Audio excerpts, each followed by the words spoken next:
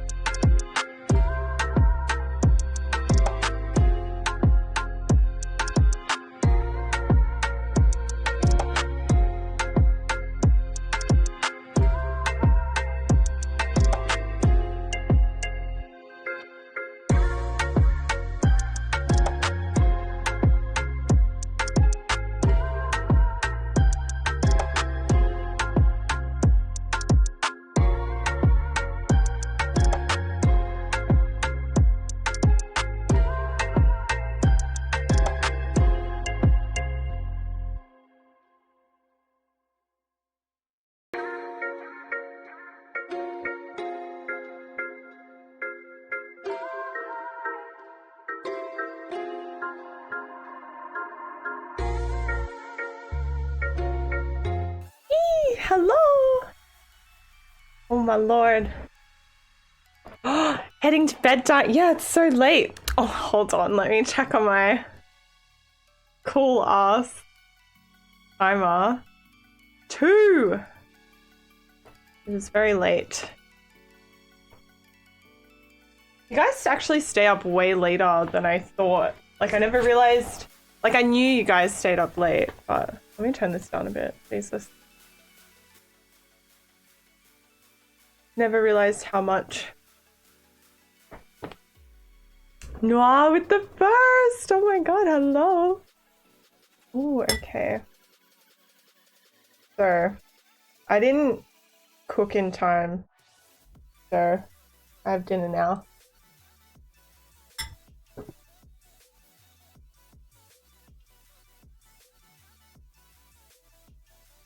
I don't know what I was meant to put here. Oh, yeah. Now I remember.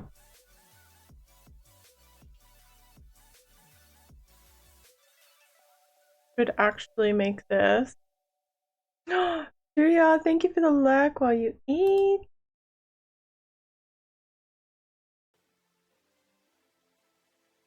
Let me like move this across a bit so you can see Pikachu more and my bin. Oh, ready for that Midnight Witch ending? Like I hope it's good.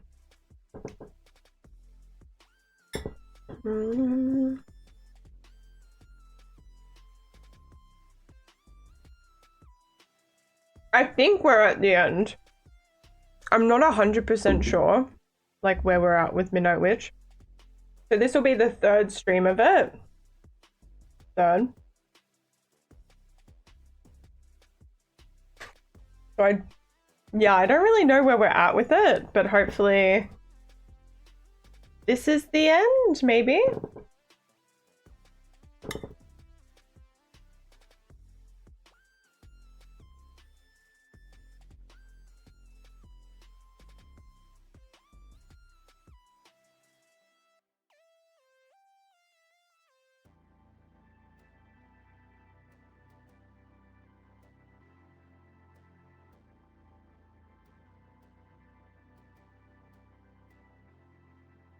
Okay.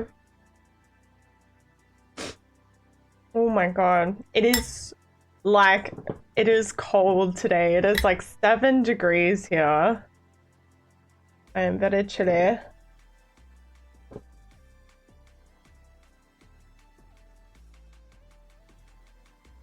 Where is the game?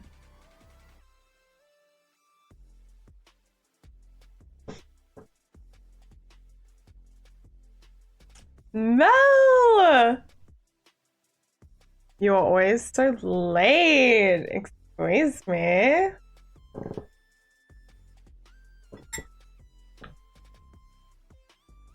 You have been noired. Noir beat you this time. Man, it is actually really cold today. I swear, like, it's just getting colder. I think it's nearly Udi time.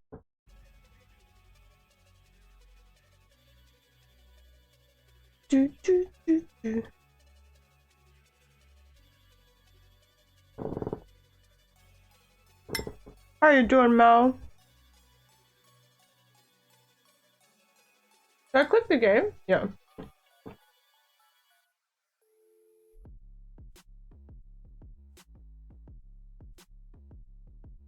Why is just trying to update in the background?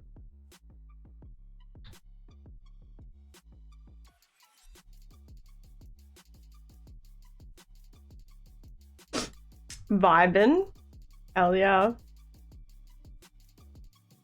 Ew, that is a bright screen.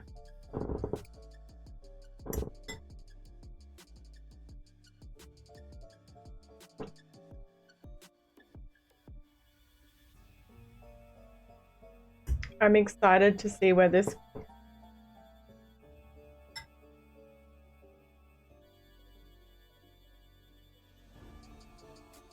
This game has been getting so confusing. Like, I am very much interested in knowing what the hell is happening.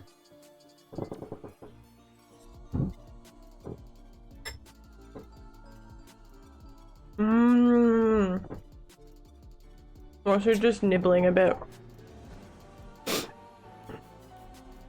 Do do do do do.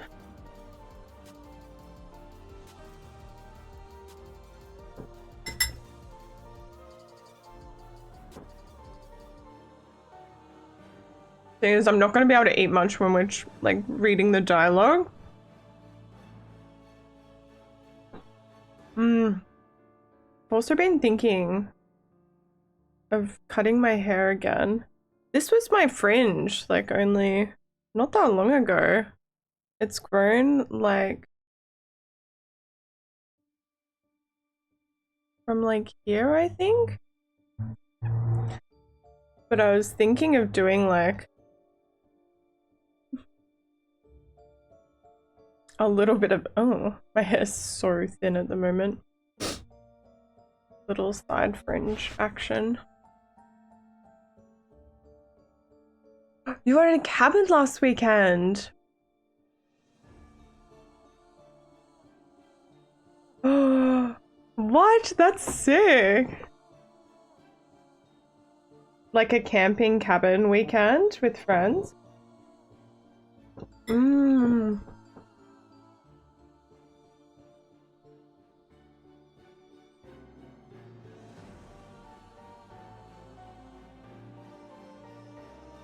Must have been the seawater. Mmm.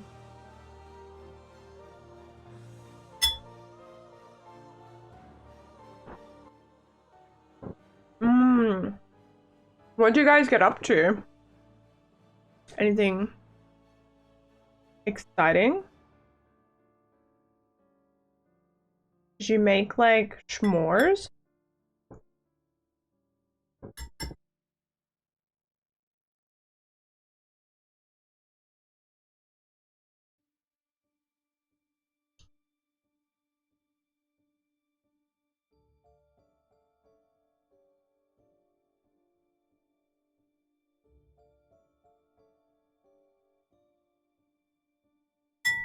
I feel like s'mores or like, I think in Australia we make damper.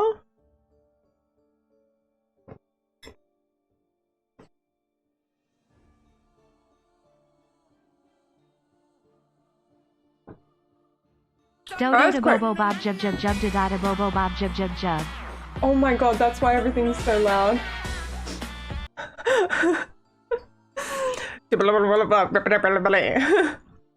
Shaki! I was like, holy shit, why is that so loud? But my headset was up like 30 volumes on the thing.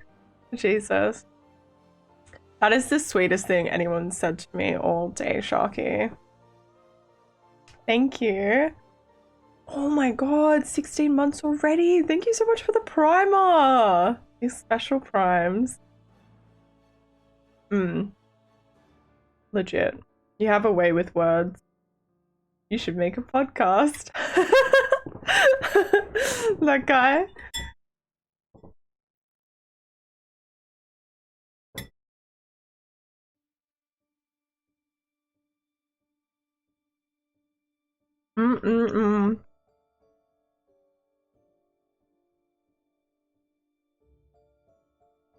Sorry, I'm like trying to eat as well.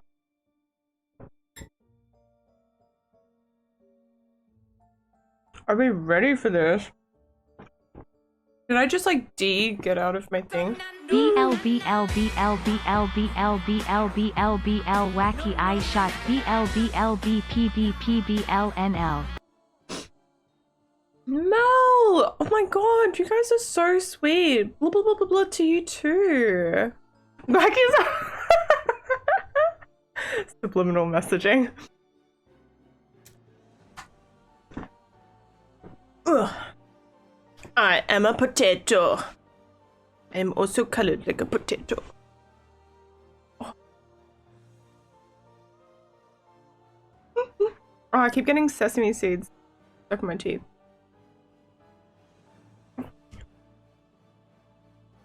Thank you guys. Thank you so much for your primers. Amazing. 11 months, Mel. Sauna on Saturday. Purging some demons. Hell yeah. What? That sounds so like, I don't know, special. Love a good demon purge. Okay. I'm gonna be eating this over the night, I guess, because my stomach feels a bit crap today.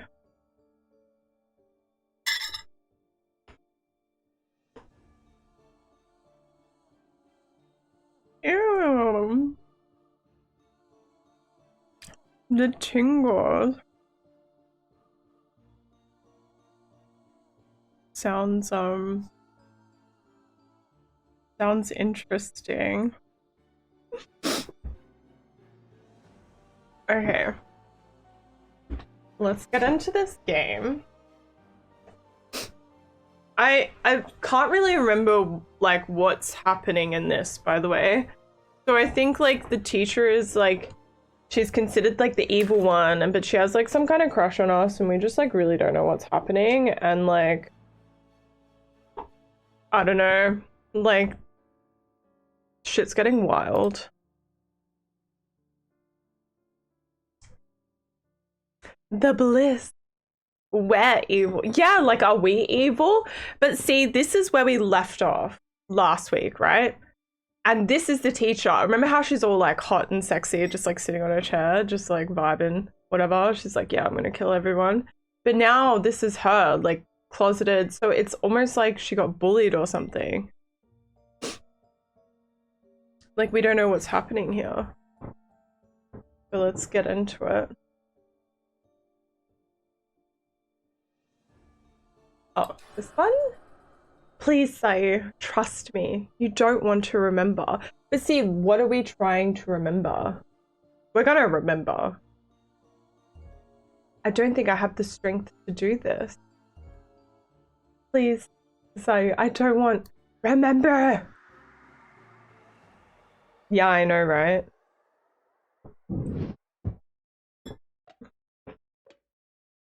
Not even halfway through the day.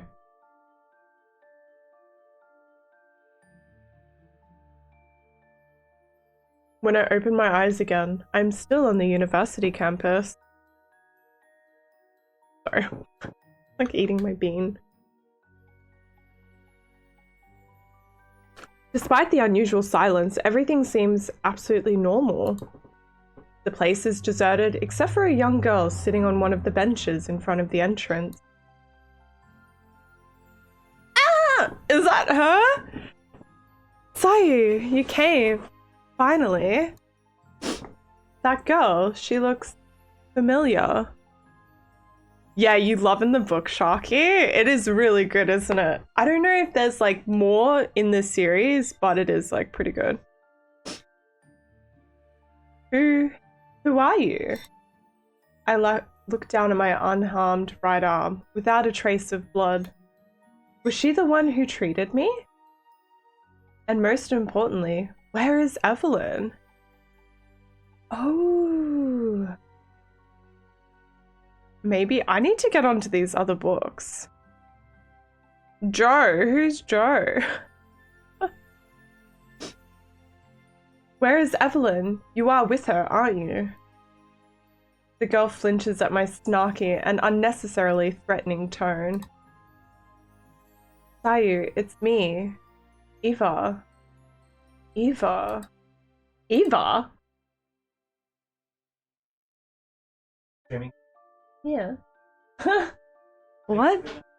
Eva from the social studies class? Is that you? Eva nods, a sad smile frozen on her face. Eva, just a student in the same class as me. I think we've actually been in the same class since high school, but I've never really talked to her. A nice girl, but very discreet, very shy. Oh my god, Mel.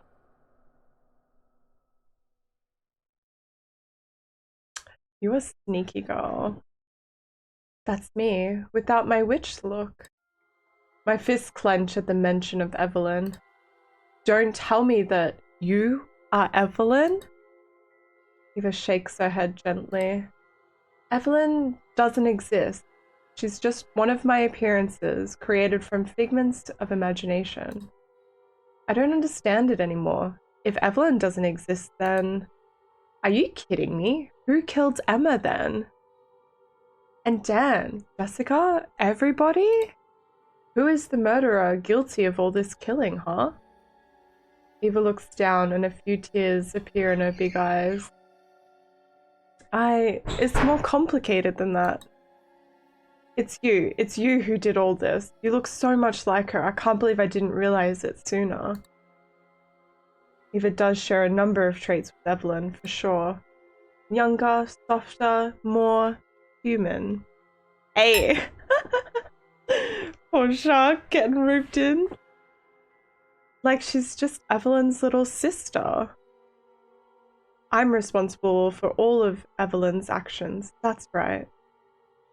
That trash. That filthy trash. My jaw twitches painfully in anger. And now that you've revealed your true identity to me, do you really think I won't try to slaughter you? What exactly do you expect? I'm about to pounce on her to hurt her badly. to avenge all those who died because of Evelyn, because of Eva. You wanted to know the truth.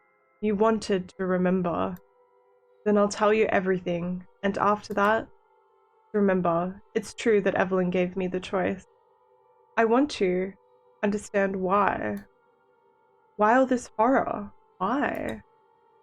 Eva lowers her eyes to the ground again. Ooh, it's gonna get spicy!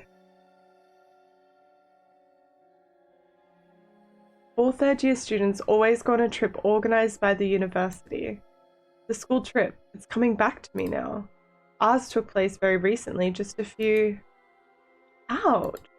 I wince under the sensation of searing pain that immediately disappears. For us social studies students, the plan was to go visit a historical site in the mountains. The mountains, I remember talking about it with Emma. She was adamant that we go to the hot springs right next. The pain shoots through my skull again. Whenever I focus too much on this trip, I immediately feel... There are about 60 of us who signed up, so the university had reserved a single bus for our class.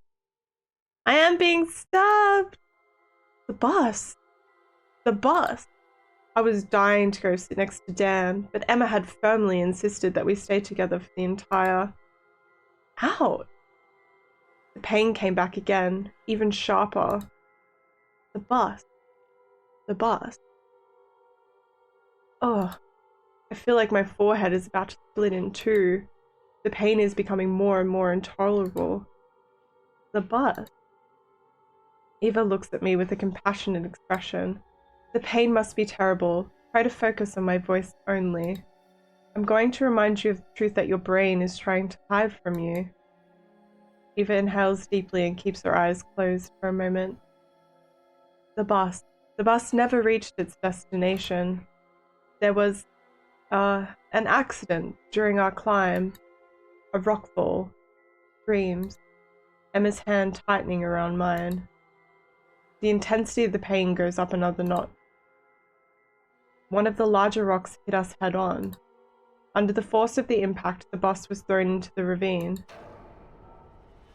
Sayu, we all died on that fateful... Well, shit. Okay. So we've been trying to... Okay. What is happening here? You're all dead?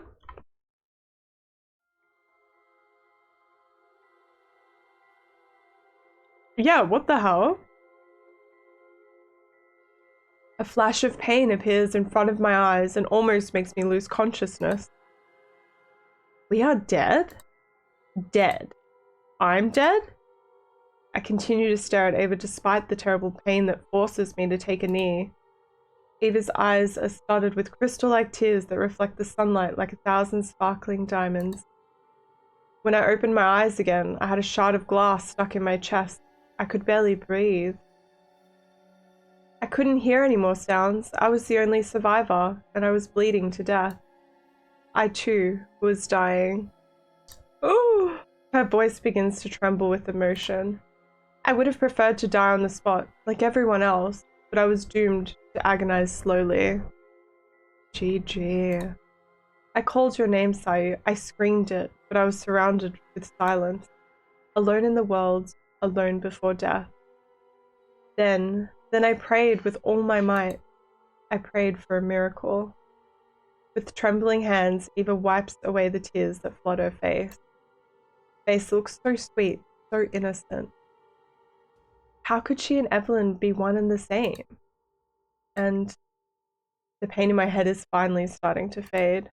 I remember everything now. The fall, the horrified screams, the feeling of my heart failing on impact. Emma's terrified eyes pressing against me, her hand in mine. The sensation of falling forever. The nothingness. I died that day. We all died that day. A miracle happened. My pleading was heard. I was given these powers. I look up at Eva. What? Who? Who gave you what? Eva shakes her head sadly. Oh. I was given these powers. That's all that matters. While I was dying, I was able to create this alternate reality, this eternal dream where we were all together again. Her pauses again, agitated with new sobs. I'm so sorry. When I got my powers, I thought that it was a sign of fate, that I could finally get my revenge. Revenge for what? Who the hell is this girl? You wanted revenge on the whole class? It gives me a sad smile. It's a long story I'm not proud of, about a shy and cowardly student. Eva, she may have been in my class since high school, but I hardly ever talked to her. She's a shy person who barely interacts with others. What did she want to get back at? Don't tell me you wanted to get back at the class just because nobody paid you any attention. Eva laughs nervously. No, of course not. That I'm used to. I don't know if I can... The pain finally subsides and allows me to stand up fully. Back there, earlier, when you were Evelyn, you told me you would tell me everything, that I had a choice to know. And I made that choice. So I want to know. Eva looks away to the horizon. You're right.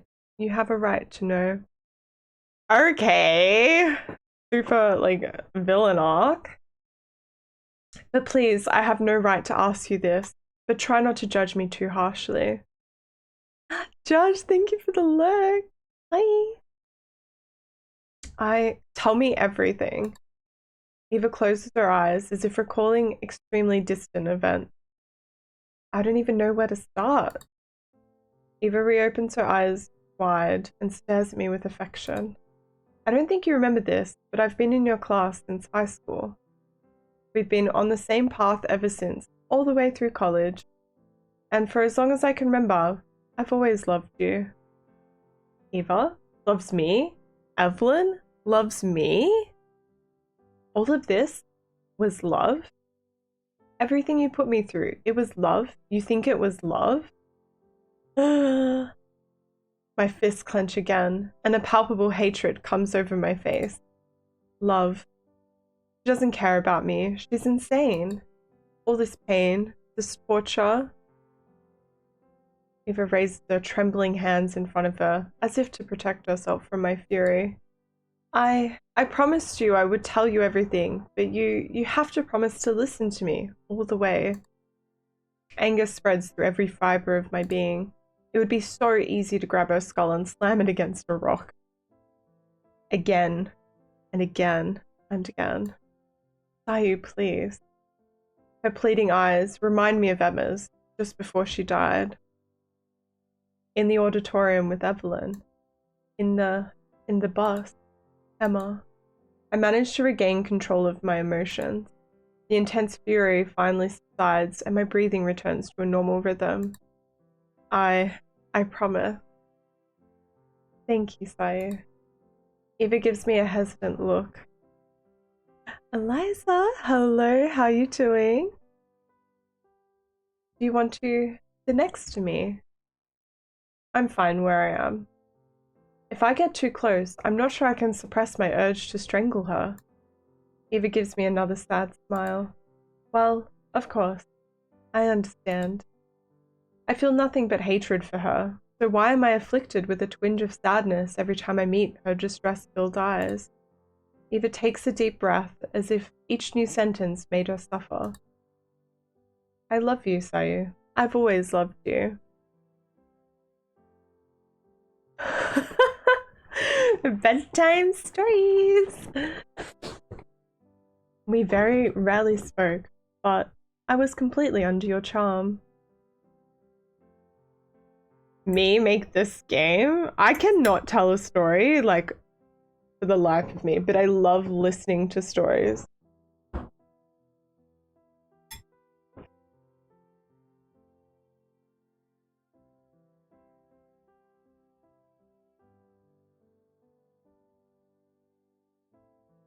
Donate the killer, hate the game, yo.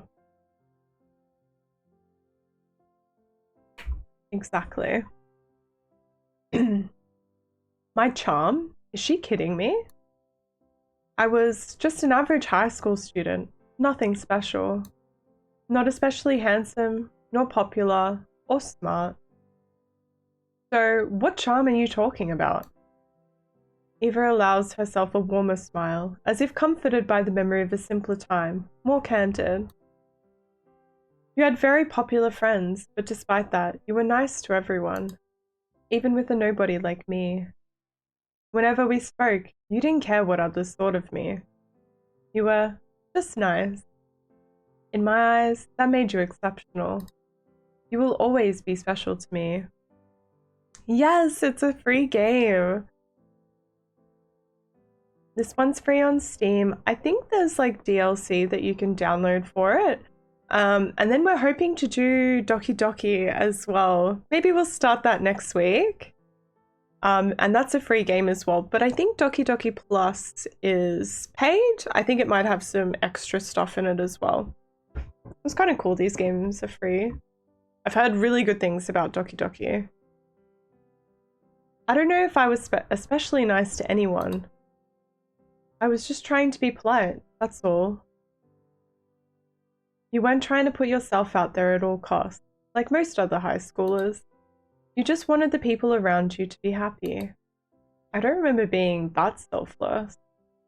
I was trying not to hurt others for the sake of it, but anyone would do the same, right? I was just doing it to make people like me, that's all. If I had been really popular, I would have been even worse than the others. Eva looks at me with a particularly fond look on her face as she shakes her head. No, it's in your nature. You're a kind person. Oh no, I do that all the time. I've got like so many random screenshots that I forget to delete because I'm just like trying to change volume or something like silly. It's one of the most beautiful qualities in the world. Being kind is a quality. I feel like they say that about the naive and foolish. A quality I sorely lack. I'm so much worse than you. It was this quality that attracted Emma. That's why she fell in love with you. Emma, no one expected a girl like her to end up with someone like me. No one, including me. It's true that I was so surprised when she agreed to go out with me. When we started college, I was ecstatic to be in the same graduating class as you. I made it my goal to tell you how I felt after freshman year, to give me the courage, to dare to talk to you more, to spend more time with you. But you fit in very quickly, you made a new group of friends, and most importantly, you started a relationship with Emma. I was devastated when I saw the two of you together, but even so, I was happy for you. Emma seemed nice too. I thought you two were probably meant for each other, and that fate was telling me to move on alone. So I decided to make a fresh start. I went to all the student parties, I tried to talk to as many people as I could. I really tried to fit in, to be a normal student. It didn't work out so well, except with one person who was quick to give me attention. You know him, I think. His name was Lucas. Lucas, the first victim Evelyn interviewed.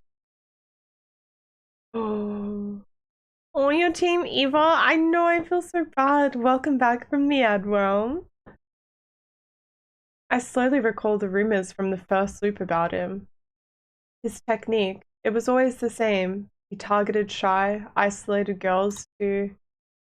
Eva shudders and folds her arm around herself. I was the perfect victim. Isolated, desperate. He invited me to his room. It was the middle of the day. I didn't suspect anything. I thought he might want to just kiss me. The distress in her voice becomes painfully palpable. As soon as I walked in, he locked the door behind me. He pinned me against his bed, and he started to... An intense feeling of unease envelops me in its heavy, overpowering cloak. This is the first time I've heard a testimony like this. I could hardly breathe. I was completely in shock. I never imagined it could happen like that.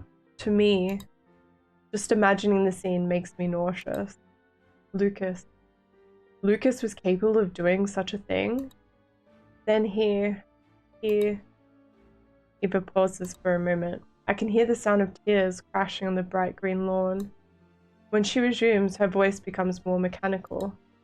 as if she was protecting herself behind an automatism of language to evoke this traumatic memory. He filmed everything. He always filmed everything and then sold his videos to Lucy. Lucy, the third victim of Evelyn's questions, right after Matt. The one who was putting porn videos online, no matter where they came from. Lucy owned a porn website. She only posted amateur videos impossible to find elsewhere. She had several regular suppliers within the university. Lucas was one of her favorites because videos of non-consenting girls are apparently highly sought after on the internet. Who wants to watch videos like that? If actresses are known to go all out during their filmed lovemaking, it's because people want to see a consenting video, right? They are looking for something normal, right? Once a video is published on the internet, it's there forever. You can't take it down. It will always reappear on another site, like a digital hydra. And regarding pornographic videos, everyone always ends up knowing about it. Starting with the relatives, it's absolutely inevitable. When my parents found out about the video, I thought about killing myself. They didn't believe me. They said I was responsible for what happened to me. I was alone, isolated, in complete distress. I couldn't even file a complaint. I was too ashamed. I felt forever defiled, even my parents. Even they didn't want to have anything to do with me anymore. My throat constricts slightly with emotion. I never imagined that the consequences of a sexual assault could take on such proportions. I didn't even imagine that this could happen anywhere but at night, in a poorly lit alley. I had nothing but dark thoughts. I was thinking of the most discreet way to end my life, so as not to disturb the world around me. I didn't want to live anymore, not after all this. I'm sorry. I can't think of anything else to say. I don't know what to think. Evelyn is talking to me, the one who sadistically tortured us, and yet I feel for her some form of compassion. I'm not a heartless monster. I can't help but feel empathy for those who suffer. Eva has suffered. She continues to suffer. I am truly sorry. Eva lifts her head and gives me another smile. You know, Sayu, the only thing that kept me going back then was you. Just knowing that I was going to see you again the next morning. That's what finally pushed my darkest thoughts away. I kept going, despite the pain. Who would have guessed that there was so much pain so close to me? Who knows if Eva is just an isolated case? Who knows if another anonymous people are not suffering daily in the same classroom just a few rows away? Who knows? Is that why Evelyn targeted them? To punish them for what they had done to you? Eva nods slowly. Revenge. Revenge leaves nothing but emptiness. I only realize it now, but... Eva inhales painfully, then resumes her story. After my assault, I shut myself off completely. I was content to stay in the shadows, protected by my shell. People barely noticed me, even less than in high school. I'd become perfectly invisible, to the point where I was completely forgotten. It was so easy for me to learn everyone's secrets. People would barely lower their voices when they saw me. Or rather, when they pretended not to see me. All I had to do was sit nearby, pretend to work, and listen.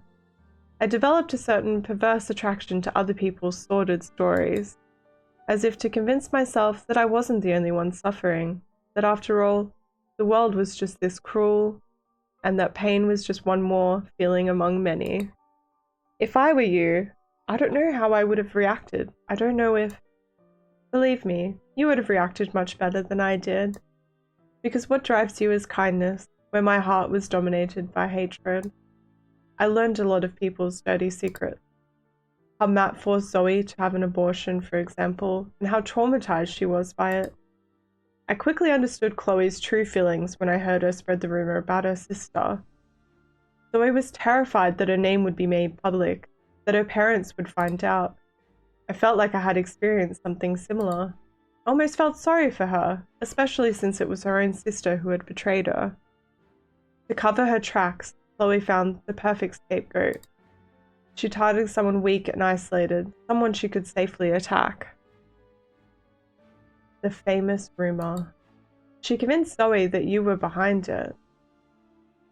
That's why Zoe was all the more stunned when she learned that Chloe was the real culprit. Eva nods with an abysmally sad look on her face. Chloe the goat. Zoe was terrified and scared. People can be very cruel. She proved that to me for many months. She and Chloe they made me pay for it. But you know, I didn't blame Zoe that much. For all her arrogance, she loved her sister deeply, and she took her word for it. That was something I respected a lot. I so wish somebody had loved me like that. So it was definitely Chloe that Evelyn was targeting. Zoe was just collateral damage. A way to torture Chloe a little more by making her think she would get away with it. Is that why you targeted them both, with special treatment for Chloe? Eva nods again, eyes downcast. I'm not proud of it, but I felt like I was acting on some kind of justice. A justice that was completely twisted, but that systematically went my way. I was both the judge and the executioner. I also learned that Emma had cheated on you. My heart stops for a moment. Of course Evelyn knew. That's why she targeted Emma. At that moment, I wanted to hurt her so badly, to punish her for daring to do that, when she was the one you had chosen, the one I would have dreamed of being. But I didn't even have the courage to talk to anymore, ever since I became one of Lucas's victims. How could I have explained to you that Emma had cheated on you? You probably wouldn't have believed me, or worse, you would have hated me for it. Yeah, we're mad at everyone now. Like, the blasphemy. It's so sad though. This is like not quite what I was expecting, you know? I wasn't expecting this outcome.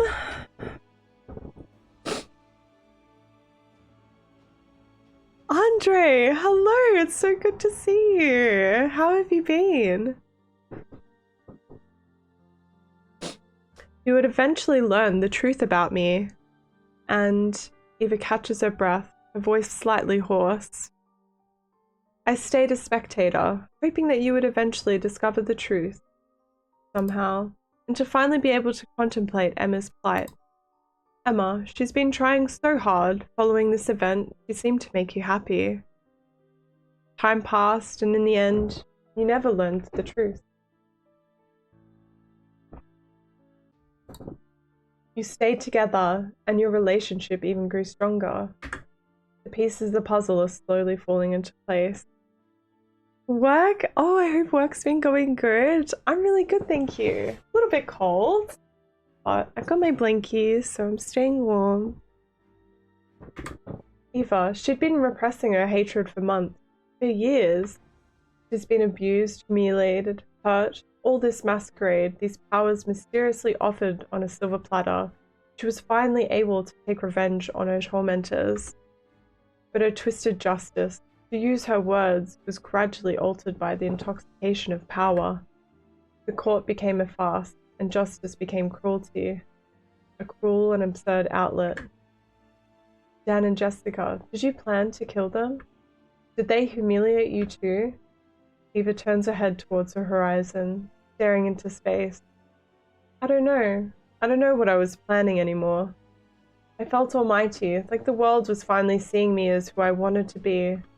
Respected, admired, feared. I guess I would have spared them a little longer if they hadn't tried to. Eva sighed heavily, and a sad smile appeared on her lips. Jessica was pretty unsympathetic, but to be honest, she treated all the girls the same. She was like a wounded animal, snarling and scared. The other girls weren't nice to her, far from it. She was just trying to protect herself. I would stay in my corner, and she would leave me alone. As for Dan, he never gave me the slightest bit of attention, neither good nor bad. I had no particular reason to get back at him. If he had stayed in his place, that explains why Dan and Jessica survived so long, why Emma was sacrificed before them. Wait, Father's Day? Is Father's Day for you guys? We have different Father's Days. I think ours is in like September. But damn, that sounds so busy. Yeah, Father's Day would be crazy busy. What? Oh, happy Father's Day for all the fathers not in Australia. What? That's wild. I'm pretty sure our Father's Day is like September. Father's Day. Do you know, I always go to type, like, if I'm trying to look for something in Australia, I always go to type OCE, and I'm like, that's not what I'm looking for. Tez,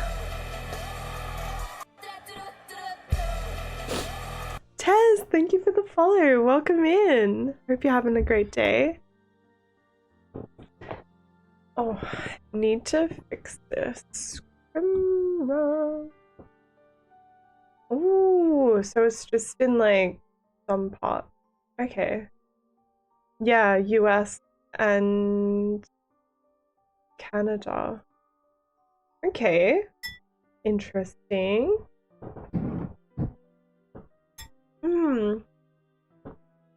Mother's Day is like the 1st, like the 8th or 10th of May, I think. 9:42 here in Scotland, so I'm at work. Ooh, nice. I hope you're having a good day at work so far. Just started, right? 9:42 a.m.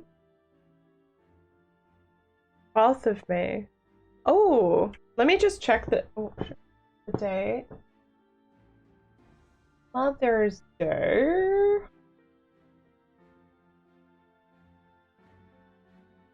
Oh, ours is the 12th as well. Okay. I don't know where I got my date from, but it's the 2nd Sunday of May here. Oh, I think that's the same as us. Hold on. Alright, I'm bad. Okay, I'm bad. May.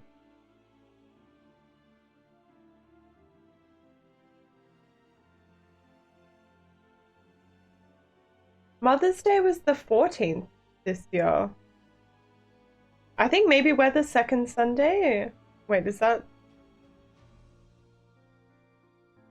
So this year was the 14th of May. So 2nd Sunday of May sounds right for me too as well. Yeah. So we have the same Mother's Day, but you started at 7 a.m. What do you do for work? Dance around it with my birthday. Sometimes being the same day because my birthday is 10th. Oh, true. Oh, I should remember that now. Interesting. That would kind of suck. Until like, yeah, I don't know. That kind of sucks to play around that with your birthday. So my theory was partially correct.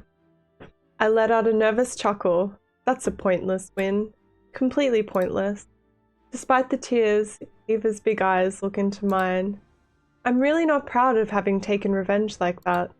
I feel a lot of shame about it, and even more so because you're the one I'm telling you this whole story to. But the worst part is that these revenges were not my main goal. They were just an extra satisfaction. Eva clenches her small fist resting on her lap. I owe you the truth. The real reason I orchestrated this whole masquerade, all this violence. Her voice breaks into sobs. It was because of you, Sayu. I wanted to hurt you, just you. Me? What? I stare at Ava in a daze, my brain thinking fast. I never did anything to her, did I? After all these years, we had barely talked together, especially in college. And she said it herself, I was pretty nice to her, polite at least. Normal.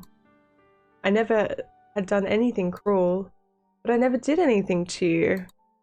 I'm not a freak like Lucas or Lucy. That's it, you didn't do anything. Eva shakes her head painfully. I know it's unfair to blame you for this, but after the assault, you had become my beacon in the night, the only reason I was willing to live another day despite the humiliation, despite the indelible stain inside me. But when Chloe convinced her sister to lash out at me, I found myself on the verge of despair again. I couldn't understand how so many cruelties could happen to me. Every time I looked at you from afar, I gritted my teeth and managed to take another humiliation. I wanted you to be proud of me, even if you had no idea what I was going through. As long as you didn't know, I couldn't blame you. You were my secret love, my one and only comfort. But one day, you finally learned, you saw everything, and you looked away. Tears flowed gently down her alabaster skin, thin as porcelain, thin, delicate, and fragile. My eyes widen as the scene flashes back to me. Santa, how you doing? 2 hours of sleep, that is just not enough. Of course I knew. That morning, I saw Chloe and Zoe. I saw them humiliating Eva in a secluded corner of the park. They were putting her through. They were cruel. I saw the desperate look in Eva's eyes, the same look she has now. I lowered my eyes and walked away, as if I hadn't seen anything. I just had a fight with Emma, our biggest fight ever. I was scared, terrified of losing her. I desperately needed the twins' support to convince Emma to forgive me, to advocate for me. They were so close, the three of them. When I saw them hurting you, I didn't want to risk turning them against me. I chose to look the other way. I lower my gaze and turn. I'm sorry, Eva. I like it when you say my name. With her face still studded with tears, Eva flashes a small, embarrassed smile. I can't find the words. I don't know what I'm supposed to say. I don't even know what to feel. Pity, compassion, hate. Is that enough to justify her actions? She made the whole class suffer. The whole class was already dead before she even began her vengeful, power-drunk work. It was unfair of me to expect you to react any other way. Anyone would have looked the other way. Everyone who knew before you looked away. But I couldn't help but hope. In my eyes, you were perfect, an ideal of kindness. You were the one who had saved me, without even knowing it.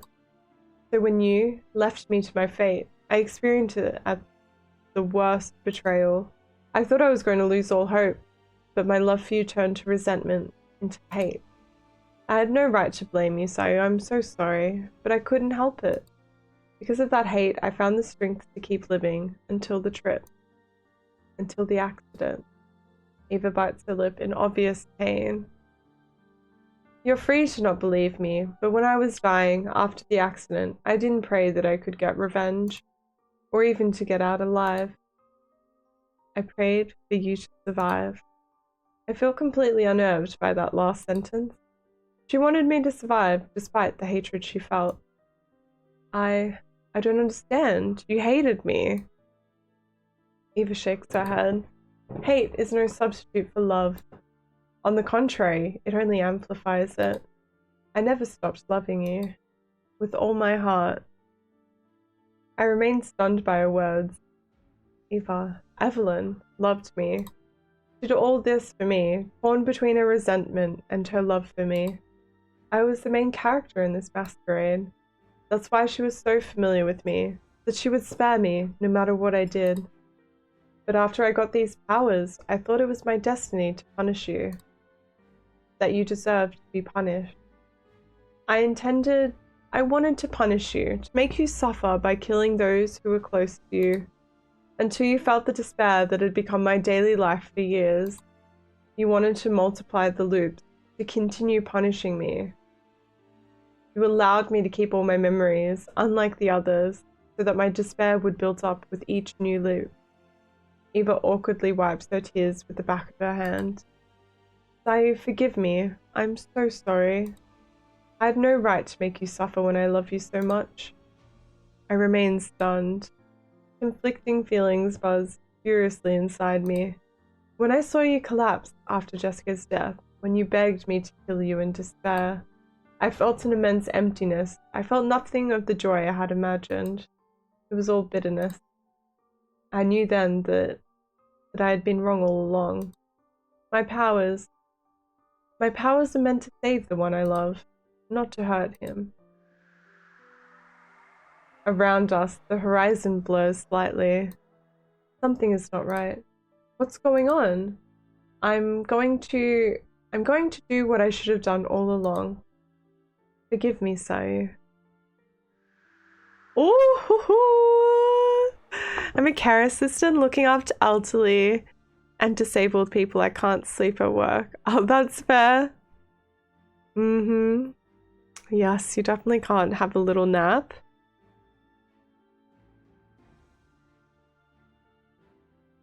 Oh, I think, does Andre mean he only gets 2 hours of sleep? I do know a few chefs and they rarely get to sleep at all.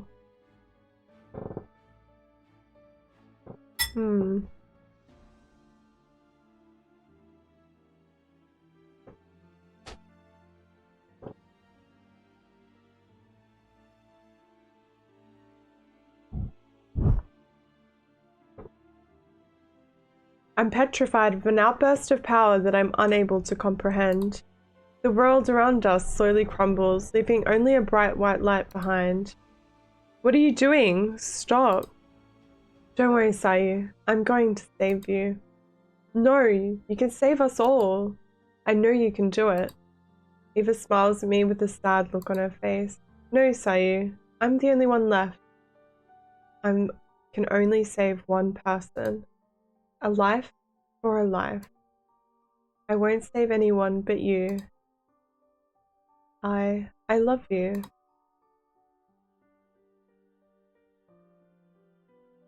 Whoa! Do we...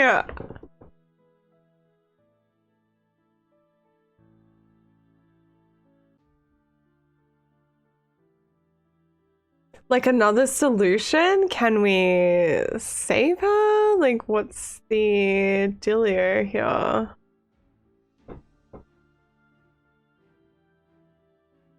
I actually don't know.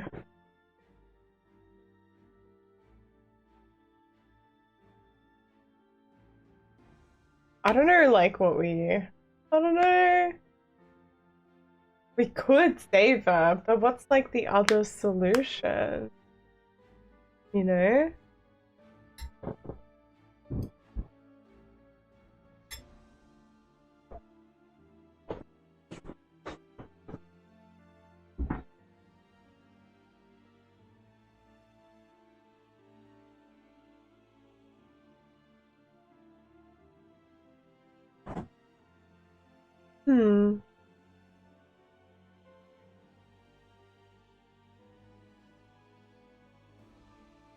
Don't shave her.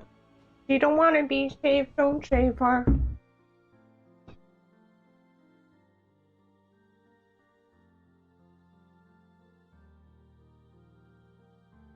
What? Jeez, you've already missed so much. So she's been through like all this trauma.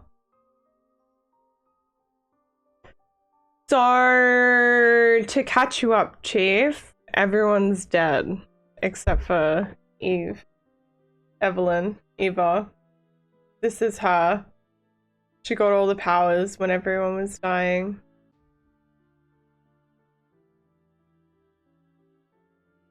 Maybe we can go with another solution. Stop, there has to be another way. We can. Eva continues to smile at me. You don't have to sacrifice yourself for me. I'm sure we can find a way to save us all. I'm so glad you care about me. Sayu, thank you. I try to rush at her, but an invisible barrier prevents me. Stop, let me through. We can do this. I know you! Hissel, how you doing? Good to see you. Eva shakes her head, a loving look on my face. Eva, you don't deserve to die. I was the coward. I should have done something. No one deserves to die. I only realize that now.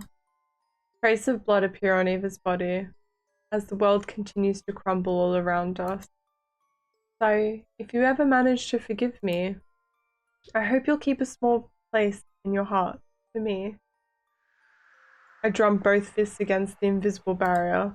Once again, I am totally powerless, like in the auditorium with Evelyn. Like, since I died. Sayu, could you repeat my name? Tears streamed down my cheek. No worries. Oh yeah, it's probably super late for you, right? The bloodstains widen on her body, and the pain in her voice is palpable. Despite this, her smile remains intact. I love when you say my name. Thank you. Forgive me. I don't work tomorrow, so we're all good. Oh, nice! You got some time off. Farewell, Sayu. I love you. Eva! Eva! I can't see anything but a blinding white light. No matter how much I scream, no sound comes out of my mouth. Helplessly, I close my eyes and lose consciousness.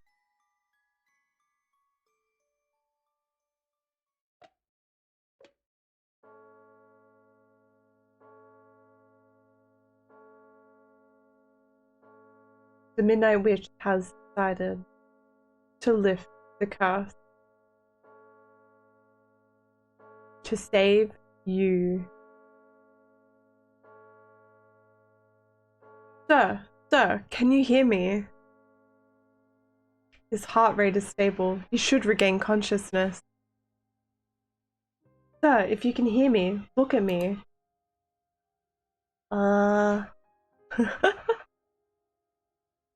You don't want to be saved, don't save her. One time for my LA sisters. One time for my LA home. I try to articulate a few words, but only a guttural rattle comes out of my mouth. I open my eyes and discover what appears to be a hospital room. Several people in scrubs are bent over me. Isn't that the professor? I feel almost no pain. My brain is perfectly awake. One of the people leaning over me, dressed in a long white coat, carefully straightens me up. I guess he's a doctor? I feel like I recognize him. Don't worry, it's a side effect of the anesthesia. You'll be able to talk very soon. How are you feeling? Eva, you need to rest. Everything is fine, don't worry. Where is Eva? My voice regains some composure. Although my body is still very numb, my mind is clearer than ever. I'm back in reality, the real one. The one where the accident took place. Is everyone dead? The doctor sits down on the edge of the bed and motions for the other people to leave the room. Listen, Sayu. Can I call you Sayu? What happened? Where is Eva? Sayu, you were caught in a terrible accident. I know, I remember. The doctor nods his head gravely. The bus you were on fell into a ravine. Given the force of the impact, all of its passengers were condemned to almost certain death. Against all odds, rescue workers found 2 survivors, you and one of your fellow classmates. You know her, apparently. Her name is Eva. Where? A painful coughing fit interrupts me, but I manage to catch my breath. Don't push too hard, you're still... Eva, where is she? Eva had punctured lungs. We put her on oxygen, but her chances of survival were slim. As for you, your heart gave out immediately upon arrival at the hospital. We tried everything to resuscitate you, but you seemed doomed. I placed my hand on my heart, whose steady beat radiates into my palm. Your prognosis was very serious. You needed a heart transplant urgently, but we had no organs on hand. Your classmate Eva, despite the pain, she kept repeating your name over and over with what little oxygen she could manage to absorb. Her other organs eventually failed one by one, and she finally succumbed shortly after arriving in the emergency room. Tears well up in my eyes. Eva, she really died. By a twist of fate, she was on the donor list and her heart was in perfect condition. We checked your compatibility, and we decided to start the heart transplant immediately. Without this providential heart, you would not have made it through the night. The surgery was very difficult given your precarious condition, but we ended up stabilizing you thanks to this heart. You are what we call a miracle case. The whole staff is very glad to see you alive. Eva sacrificed herself to save me. Her heart beats inside me. She's so cheesy. Sharky is not impressed. You will have to do more. TY. With both hands on my heart, I bend my head and burst into tears. The doctor places his hand on my shoulder in a comforting gesture and leaves the room. Eva, thank you. Tears roll down my cheeks and finish their inexorable fall onto the white sheet. I'm sorry, Eva. I'm not worthy of your sacrifice. I turn my gaze to the window. My heartbeat quickens slightly, as if she is still present with me. As if to send me one last goodbye. Eva, I will never forget you. You will always have a special place in my heart. Everyone is dead except me. Emma, Dan, Jessica, Eva, everyone in our heart. I lost everything that day. My friends, Emma, I'm all alone now. And yet I received something incredible. Thanks to Eva. I'm alive. The greatest gift ever. I must live for all those who died. To honor the memory of those who loved me. Those who will never walk this earth again. To live in a way that makes Eva proud of me. To be worthy of the image she had of me. To be worthy of her sacrifice. The sun slowly continues its path across the horizon, and a few rays reach my face, as if to greet me. Eva, thank you for everything. The future probably still holds many sorrows for me, but also joy, so much potential joy. No matter what happens, I have to keep moving forward. For Emma, for the others, for all those whom the journey stopped too quickly, too soon, for Eva. For Eva. What? Did we finish it? Created by Bren. Character art? Sora. Background art? Oxalios. Ooh.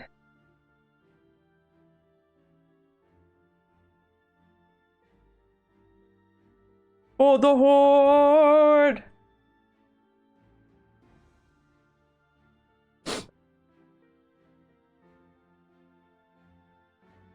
Oh, what? That was cool. We actually finished it. Oh shit. It only took us an hour. Maybe I could have played it yesterday, unless there's more. Wait, now she's smiling. Oh, I think there's more. Okay. Alrighty.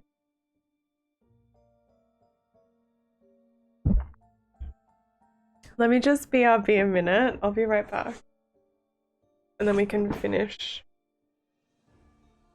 At least there's more than what I would expect, especially from like a free game. You know. Give me a moment. Be right back.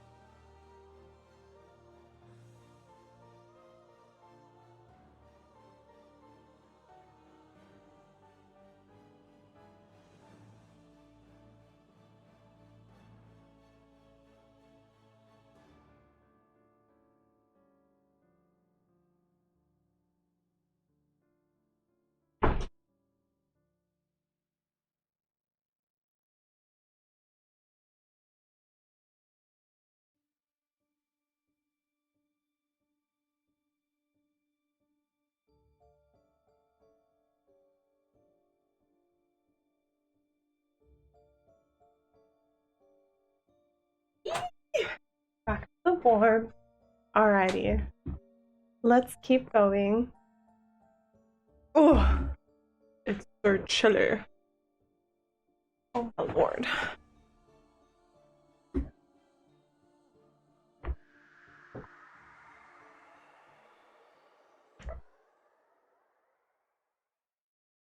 Oh.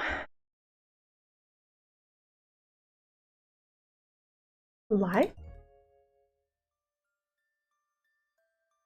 Sayu, can you hear me? Sayu, forgive me for everything I put you through. I don't want to do this again. All I want is for you to forget this nightmare. Trust me, it's for the better. Sayu, thank you. Thank you for everything. I love you.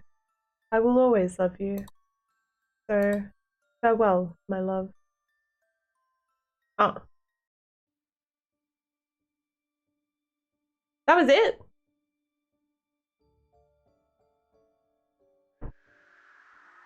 Are we just... I'm not really sure what's happening here.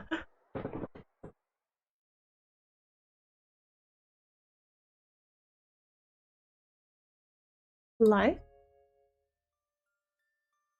Sayu, can you hear me? Oh! All I want. So that is the end. Oh, so we can start again or leave it. Well, I guess we'll just leave it. I guess that's it, right? Man, I don't know what to do. We did have like another game that I wanted to play.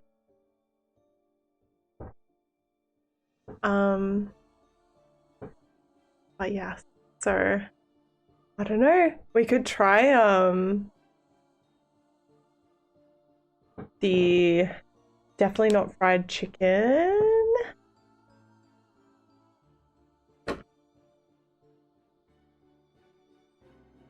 How come I can't like leave this game like normal?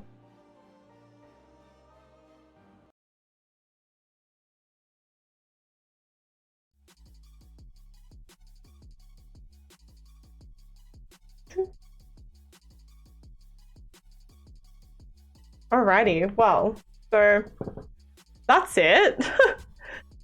I guess we finished that there. So it was, I probably could have finished that last week.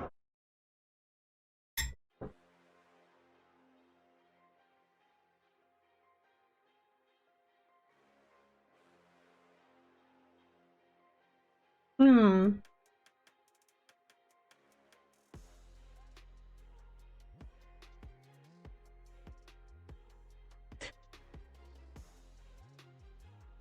I don't know whether... Oh shit, my mouse is low battery. GG easy. Welcome back, Issel. We finished the game, so now I'm like, what do we play?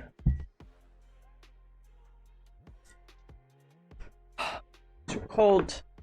Could play. I could play some League. Or I could play TFT.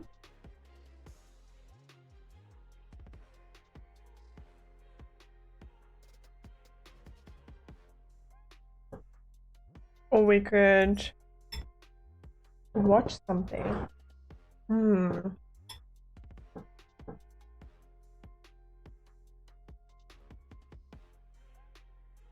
I wanted to do like a watch thing for like conspiracies, but I haven't like looked up anything because I thought there'd still be like another couple hours left on that game.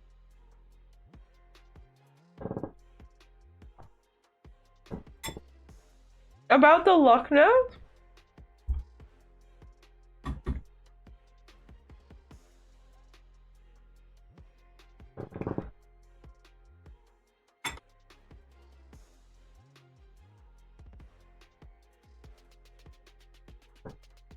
Yeah.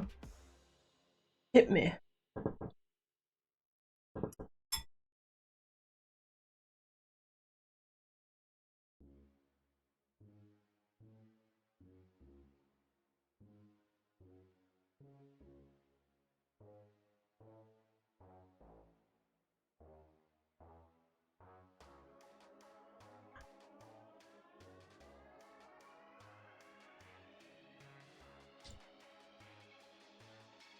Oh my god, no!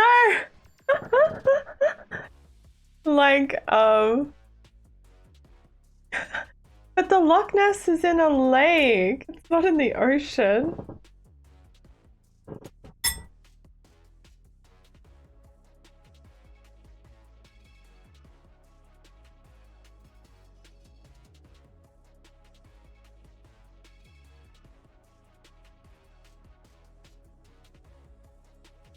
Mm.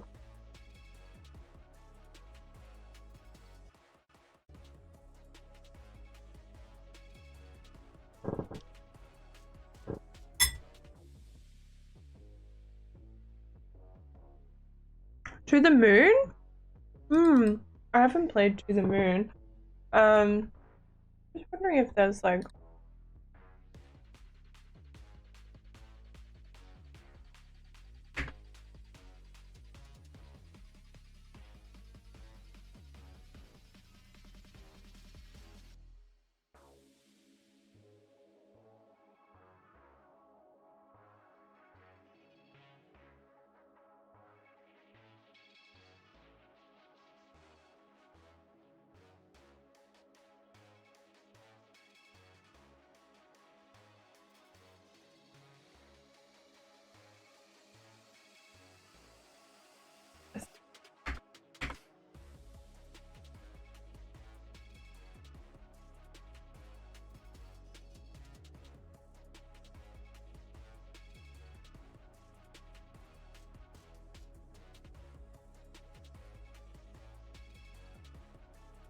oh, these are like short.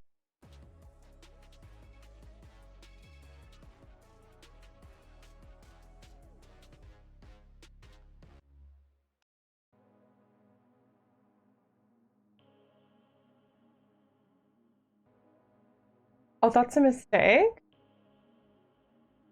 Story about my uncle Banger. I was like, remember how we were talking about conspiracies the other day? And there's like this conspiracy that Australia doesn't exist.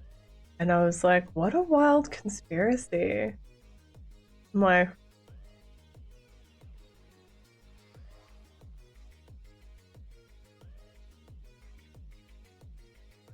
oh, short game but fun.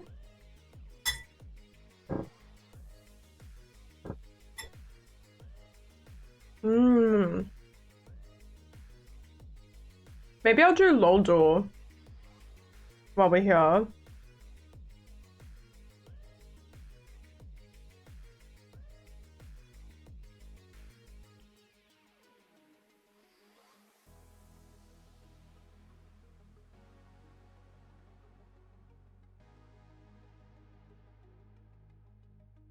$4 long. Yeah, that's not bad. Let's do Loldo while we're here.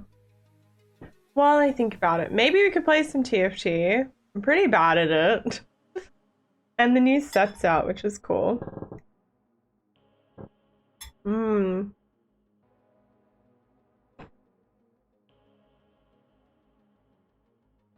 Alrighty. Today's League of Legends champion. Let's start with Lulu. Oh. Couldn't be more wrong.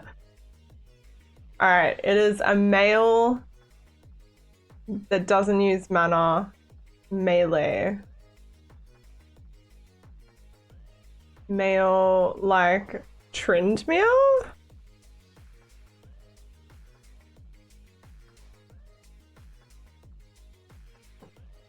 It's not Fury. What about male top set?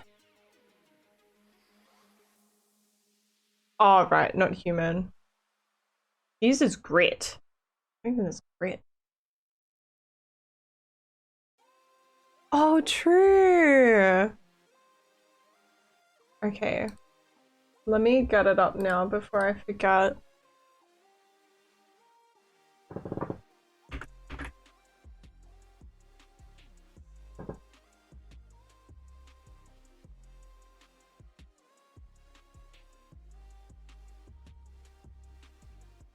What is this?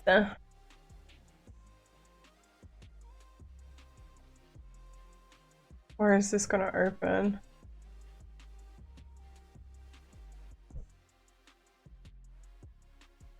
So bright.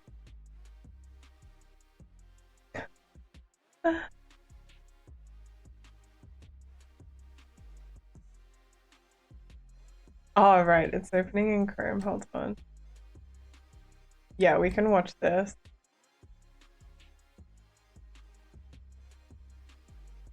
Hello, how you doing? Let me just change this so people don't think.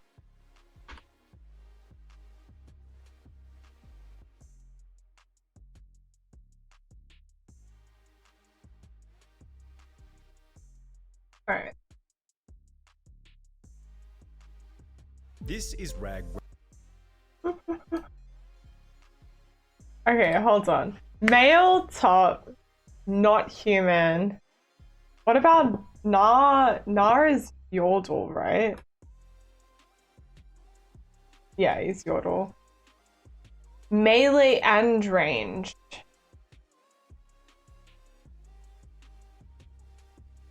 Jace?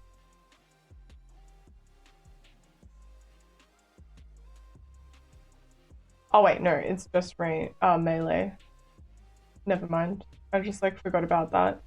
Who? So it's not mana, not fury, not grit, not rage. Like Mundo? Mundo uses health, right? Oh, but he's human as well. Aatrox, Kled. Kled is like a Yordle, isn't he? He uses courage. Aatrox.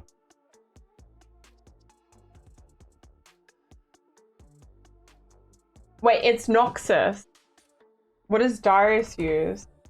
Darius is human though. Noxus. Top laner, male, Noxus, melee. I'm good, Star. How are you?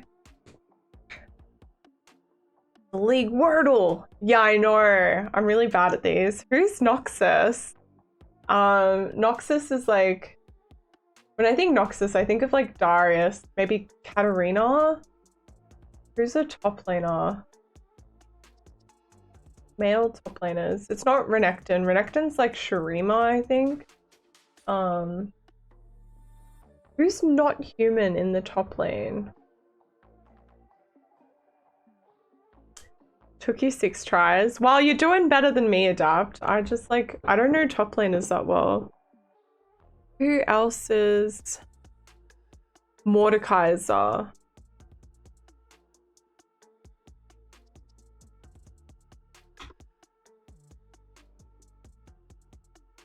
Revenant. Oh, I didn't know Mordekaiser was Noxus. Okay, let's go. Quote. I'm up to snuff and got me an ace machine. Corky? Haha. Played enough of this kid in era. I'm up to snuff and got me an ace machine.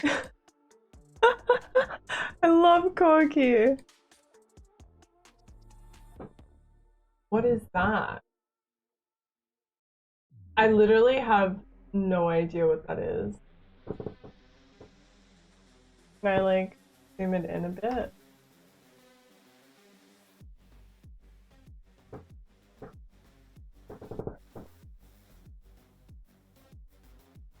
I can't tell what that is at all. Oh, is it Alistar?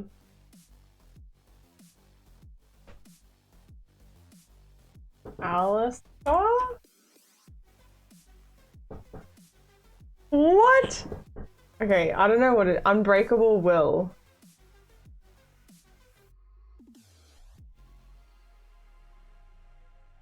don't know what that is though. Passive. E. Shit. I've like played Alistair like once. It's old. Oh, okay. Yeah, I can see that.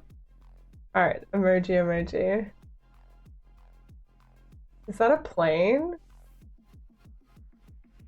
Like Fizz? Or,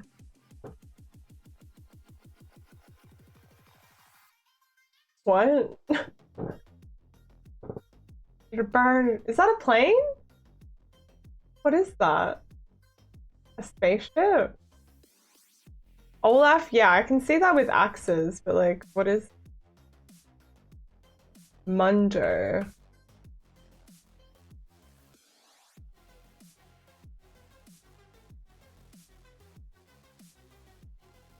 Who else has axes?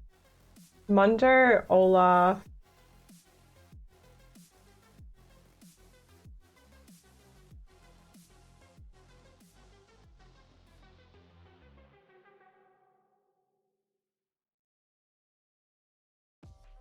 Oh, train. Oh, I see. I thought it was a plane.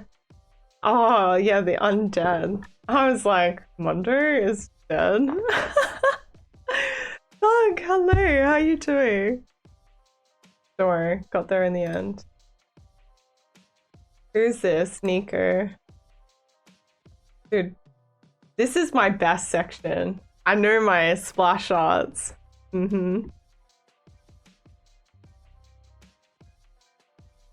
Winter Wonder. I've got this and every single chroma for this skin. Okay. Let's do this. Let's watch. Lunar Wraith Kate at first. It's alright, Adapt. I am well trained in the skins of League of Legends. Okay, this is meant to be like, oh shit, I'm still magnified. Oh no, I'm not, never mind. The conspiracy of Australia not existing. We'll see. Reynolds. He's a Scottish YouTuber who's convinced that the entire country of Australia doesn't really exist. There's no proof that it exists. It's a fantasy. It's no more real than Narnia. And while he'd eventually get into arguments with other large Australian Sorry guys, I don't exist. In which he'd tell Australians that they weren't real, and even attempt to visit the non-existent country himself, his conspiracy theory began to develop on the 22nd of April 2014, when he'd start to express his hatred for the country. If you could destroy one country in the world, which would it be? This is without a doubt the easiest question to ever answer, because the answer is Australia. That country is a waste of space. That country is the worst place on earth. Australia.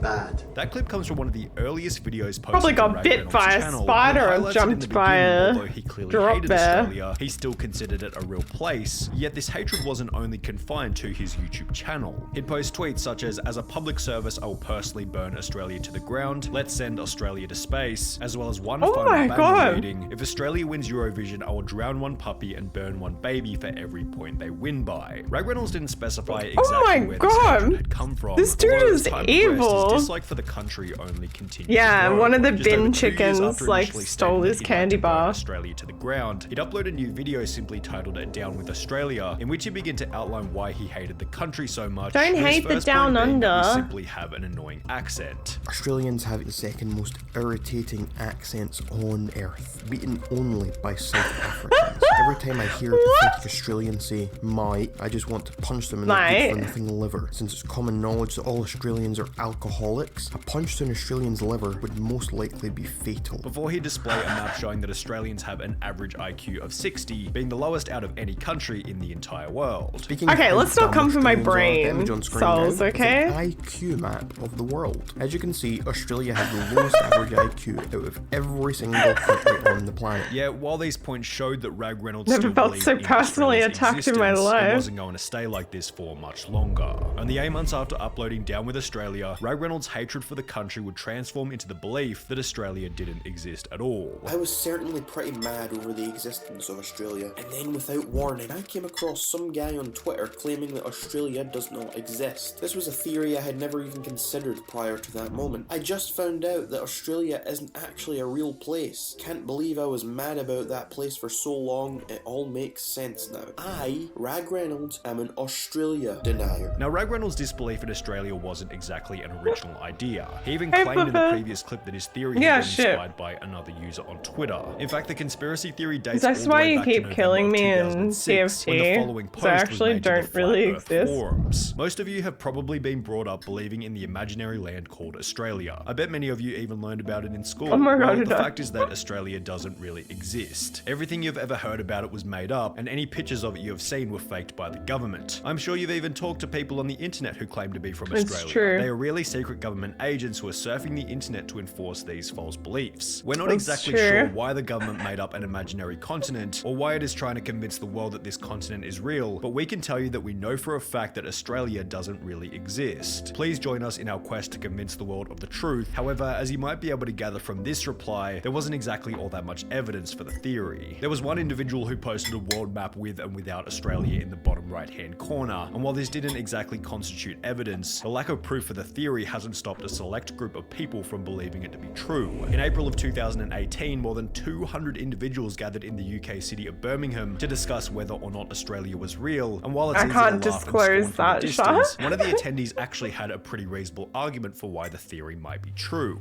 Australia is not real. It's a hoax made for us to believe that Britain moved over their criminals to some place. In reality, all these criminals were loaded off the ships into the waters, drowning before they could see land ever again. It's a cover-up for one of the greatest mass murders in history, made by one of the most prominent empires. Now, to give credit where credit is due, this post establishes a pretty solid motive for why someone might have wanted to fake the country. However, as the post continued, it only got wackier, and the credibility began to crumble. Your Australian friends, they're all actors and computer-generated personas, part of the plot to trick the world. If you think you've ever been to Australia, you're terribly wrong. The plane pilots are all in on this, and have in all actuality only flown you to islands close nearby, or in some cases parts of South America, where they have cleared space and hired actors to act out as real Australians. However, this is the point at which Rag Reynolds begins to stand out as unique, as he actually has his own theory for why Australia has been faked. The theory goes like this. The founder of New Zealand hated how his people sounded when they spoke. It was necessary to make their country known as anything other than the worst received country known to man. So he got his council together and they put together a plan. They were going to take all of the worst parts of their culture, make it 50 times worse, ingrain it into the minds of 100 citizens with the lowest IQs, and then put those people into an abandoned city together with cameras on them 24/7. New Zealand had essentially set out to create a faux reality show in order to fool the world into thinking that there was a place worse than their homeland. I see what Flippers is doing now. Unique wildlife such conspiracy as had been roboticized by New Zealand in order to reinforce the lie. They decided it might be a good idea to start introducing strange new animals, so they created the robotic creature that we know today as a kangaroo. With his evidence for this claim being a debate.org poll. A poll shows that people are beginning to actually wake up and realize the truth that there's no Australia. 37% think yes, but 63% say no. A compelling argument is made here by a user going by the name of Massive Dump. Rag Reynolds' conspiracy theory pitch would receive a dislike ratio of over 94%. However, the comments were surprisingly supportive. Being an Australian myself, I completely agree with this theory. I'm totally not a secret robot living on planet Oogly Boogly. Being from Australia, I'm shocked that such a genius found out our secret. We are all not real. Thank you for enlightening me on the heinous truth about Australia. I no longer think that it exists. Thank you, Rag Reynolds. However, while these Australians had successfully been convinced that they didn't actually exist, others needed a little more persuading, which led to a Rag Reynolds podcast episode on which he would invite 3 different Australians to argue about whether or not they existed. I'm joined by self-proclaimed Australians as they're going to attempt to explain to me just why they think that Australia is a real place. While the people on the podcast made some pretty reasonable points, Rag Reynolds couldn't be convinced, and if anything, judging by these videos, it would only further strengthen his belief that Australia wasn't real. However, it would be with these videos that the hornet's nest was stirred up, as shortly after posting them, other larger YouTubers began to make videos on the stupidity of Rag Reynolds' theory. The 3rd largest YouTuber in Australia, Laserbeam, would upload a video titled "It Turns Out Australia is Fake." No one's given literally any evidence Nothing. They've just yelled at me and said it's fake. Prompting a response titled, "Dear Laserbeam, you are delusional." He thinks he is from a place that he is not really from. He is clearly just drugged up. He does not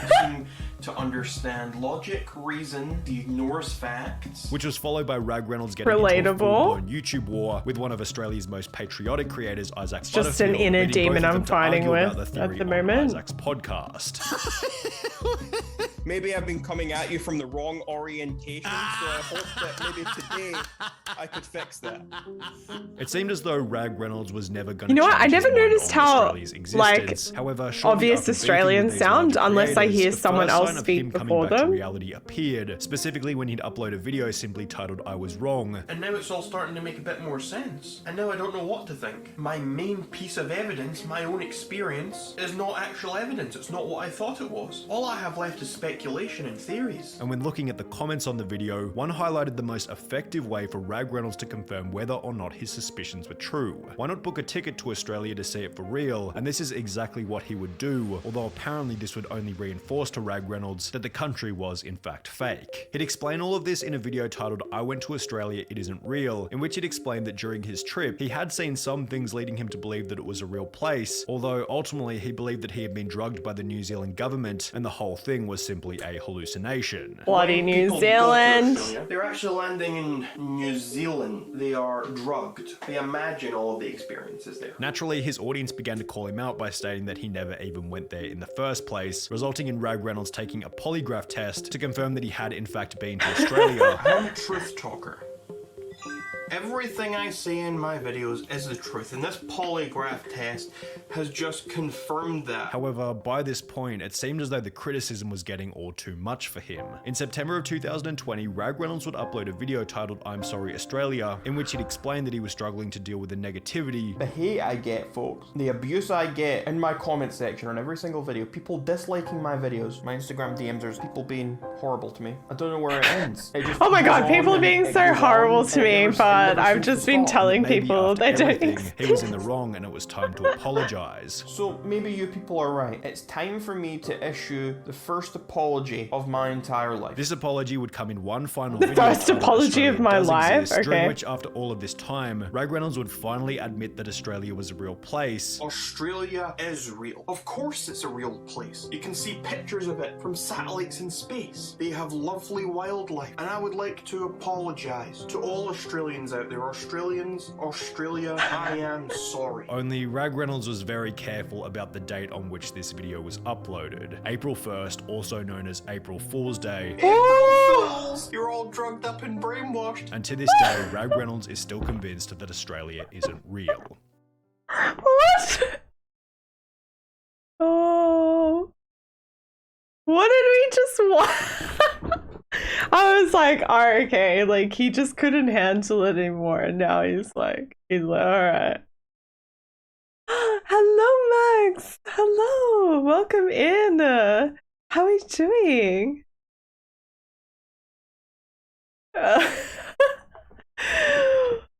Why would we give away our drugs like that? What? I freaking love conspiracy theorists. Like, you know the people that think that the world is flat, and they did a test and they were able to like debunked it themselves. Thank you so much for the follow, Max.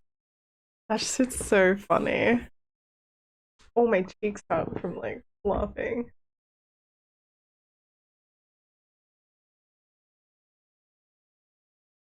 Aliens. What is that? Is there more? Things are funny. I've never just sat here and just like watched stuff, but I love like the flat earthers are the funniest. Let me see if I can find it. Flat earthers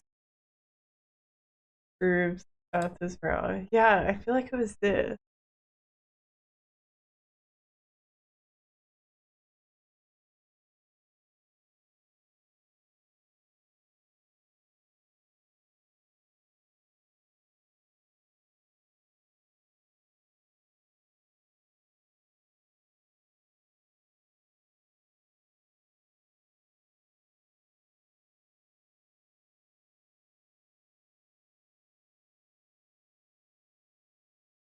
When did they?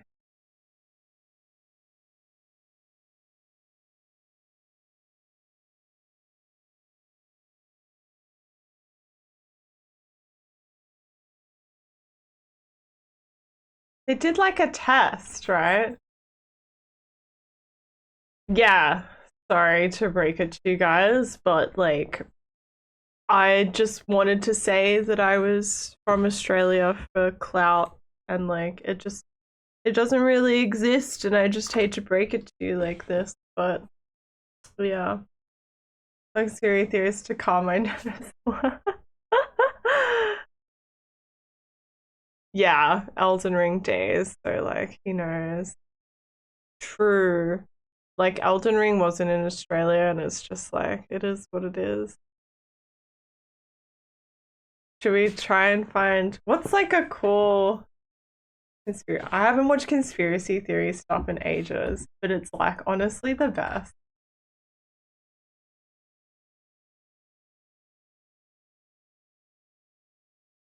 I want to know what is it at that time? In 2019, a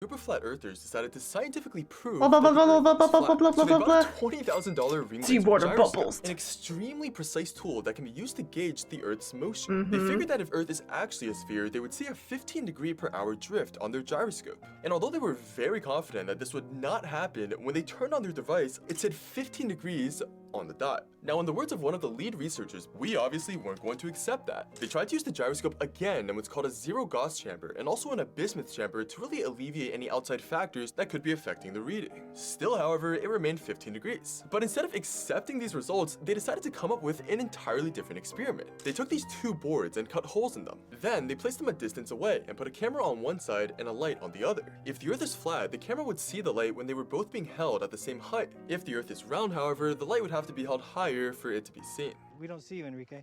Lift up your light way above your head. Interesting. In 2019, a group of flat earthers decided to scientifically prove that the Earth is flat. So they bought a $20,000 ring laser. I can't remember if that was the test, but I just remember seeing something when like flat earthers was like really big, and they were just like we stuffed up, but I don't know like how they reacted to it. Let's see if why is that so big?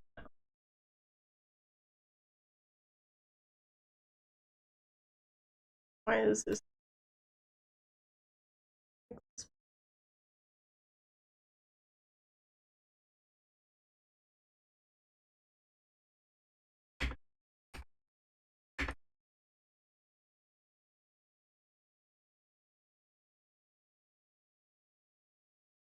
Top 10 conspiracy theories that turned out to be true.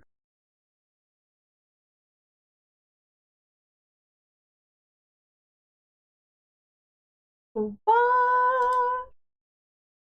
He had a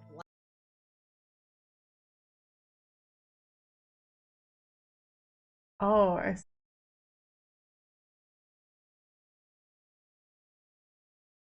Do that waiter.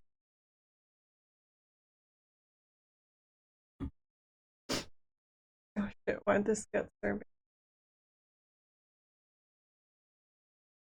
big? I'm still here. blank look in his eye. He didn't know who we were.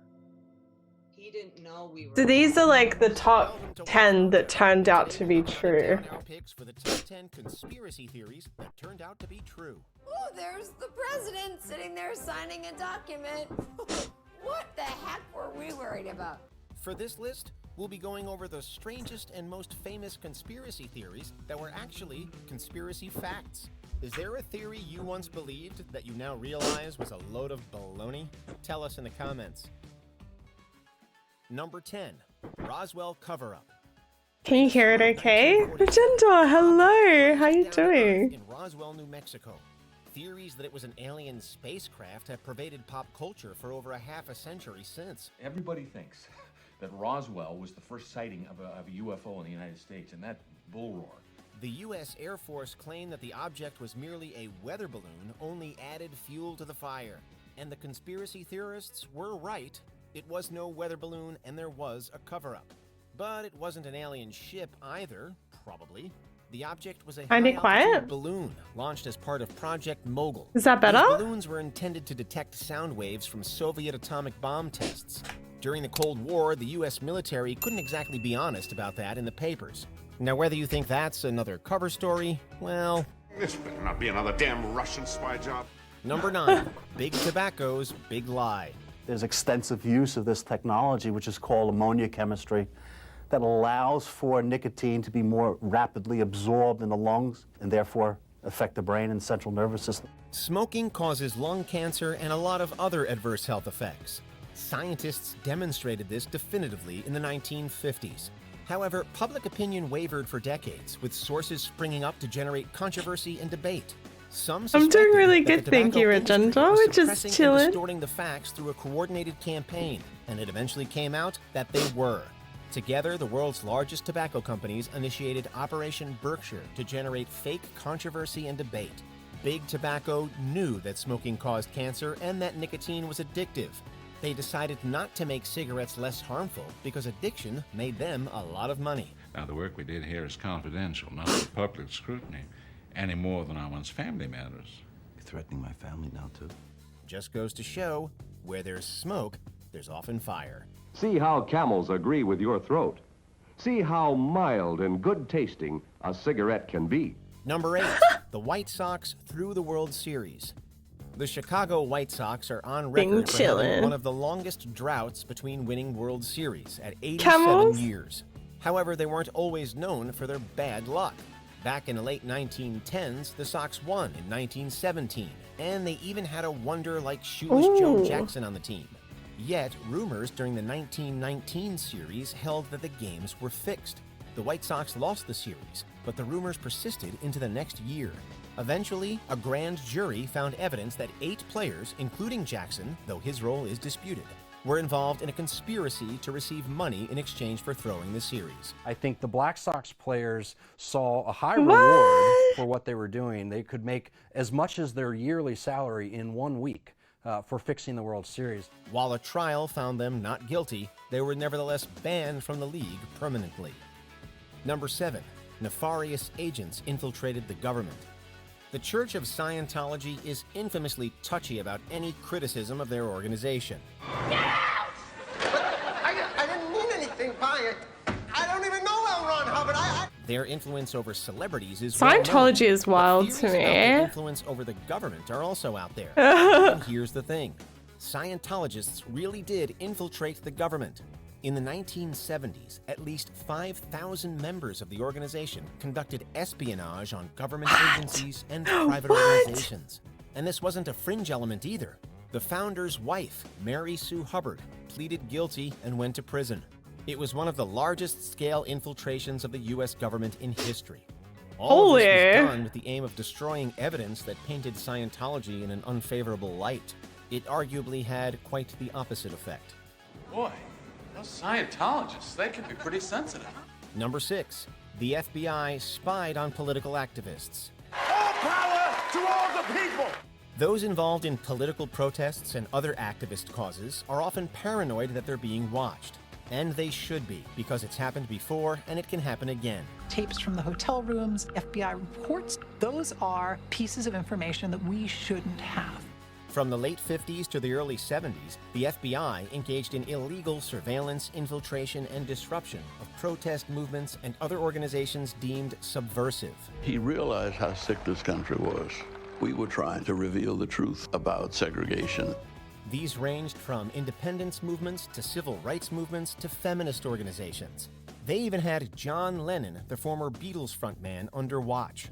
While this program, named COINTELPRO, was abolished in 1971, others may have taken its place. This represents the darkest part of the Bureau's history. Number 5, the first female U.S. president. While the United States has yet to elect a woman to the office of president, by electoral college anyway, some theorize that a woman has assumed the duties of the office already. In 1919, President Woodrow Wilson suffered a debilitating stroke. This left him bedridden and partially paralyzed with some impaired judgment. If I don't help him be president, what kind of wife am I? For over a year, Wilson's wife Edith aided him in governing the country, to the point where she was basically performing his job in all but name. The degree of her involvement was kept a close secret, and Wilson herself denied that she made executive decisions until her death. So he's like sitting there, and they like move his arm, and then they just release that to the press, and that's how dumb people were back then. Number 4, the government is spying on you. The common refrain for cranks and conspiracy nuts for decades has been that the government is watching our every move. And it's not completely wrong. With the rise of smartphones and the internet, the government has unprecedented access to information on its citizens. They're following us. In the wake of 9/11, the Bush administration initiated far-reaching mass surveillance programs, both foreign and domestic. The NSA's activities in the years since have included sucking up and storing online history, emails, metadata, text messages, you name it. Edward Snowden revealed a lot of this info with his leaks, including how other governments were also implicated. Even if you send it to somebody within the United States, your wholly domestic communication between you and your wife can go from New York to London and back and get caught up in the database. Few believe that in the time since, governments have just given up. Number 3, false justification for war. In August 1964, the USS Maddox fired a warning shot as 3 North Vietnamese torpedo boats approached the Gulf of Tonkin. After the torpedo boats opened fire, the Maddox sank all 3. 2 days later, the report of a second attack prompted President Lyndon B. Johnson to authorize further military action in Vietnam. For years, people questioned this justification. At one point, the commander of the ship said, "We're not certain of the attack." Another point, they said, "Yes, we're absolutely positive." And then finally, late in the day, Admiral Sharp said, "Yes, we're certain it happened." It was eventually revealed that the second attack was imaginary, based on wrongly interpreted communications intercepts. It wasn't the last dubious rationale for war. In 1990, George H.W. Bush leveraged false testimony crafted by a public relations firm to initiate the Gulf War. Over a decade later, his son would falsely claim that Iraq possessed WMDs to justify an invasion. The people of the United States and our friends and allies will not live at the mercy of an outlaw regime that threatens the peace with weapons of mass murder. Number 2, Watergate scandal. Perhaps the most well-known political conspiracy of all time, the Watergate scandal was unthinkable when it occurred. Because people have got to know whether or not their president's a crook. The scandal began when Republican President Richard Nixon's administration illegally wiretapped and broke into the Democratic National Committee headquarters. We don't know who ordered the burglary, and we don't really know what the burglars were up to that night. Their aim was to acquire information about Nixon's opposition in the forthcoming election. The arrest of the perpetrators led to attempts by Nixon and his administration to cover up their involvement. However, mounting evidence and leaks soon exploded into a scandal. Oh my God, that's that has become a byword for horrible. political disgrace, leading to Nixon's resignation. One of the things that's so hard to recreate and understand now, looking back, is there was no sense that the president could lie to the American people. Things have changed, Garrett. Things have changed today. Before we continue, be sure to subscribe to our channel and ring Is the that a bell to Mac, get is that? notified about our latest videos. You have the option to be notified for occasional videos or all of them. If you're on your phone, make sure you go into settings and switch on your notifications. Number 1, the CIA conducted Creepiest mind control mysteries. experiments. The idea of a government agency trying to control people's minds might sound like science fiction, but it really happened. What about these ones? We beat the game!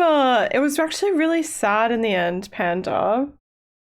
I'm like posting all my VODs on YouTube, or trying to. I'm trying to catch it up, so I'll probably compile games like that into like one session. People ever want to bring through them. Yeah. Bad, sad, or like, yeah, like a bit sad, I guess. I wouldn't say it was a nice ending, but like, I guess we live. I'm not sure if there's an ending where we live like everyone lives.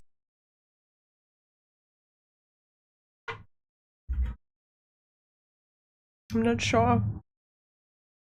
I should go to the other scene for this, actually. Am I satisfied with the ending? Yeah, it's alright. I'm a little bit sad for everyone.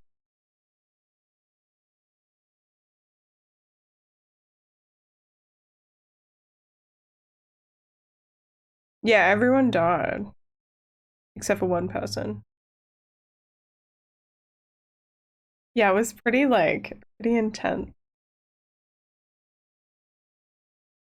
If we go to game scene, maybe.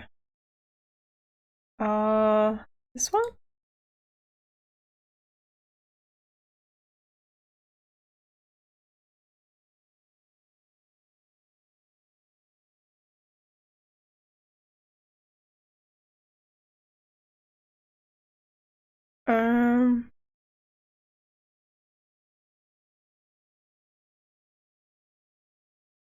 Which one is it? It is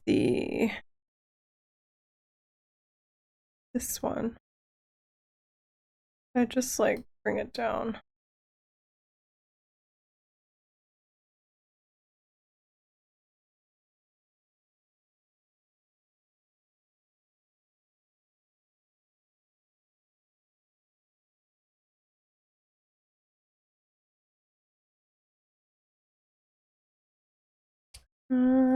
Fit screen.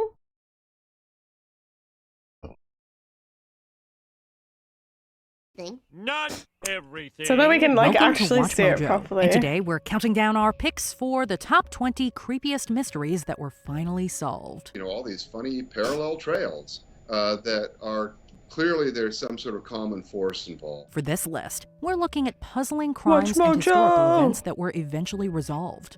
Are you satisfied with these answers? Let us know in the comments below.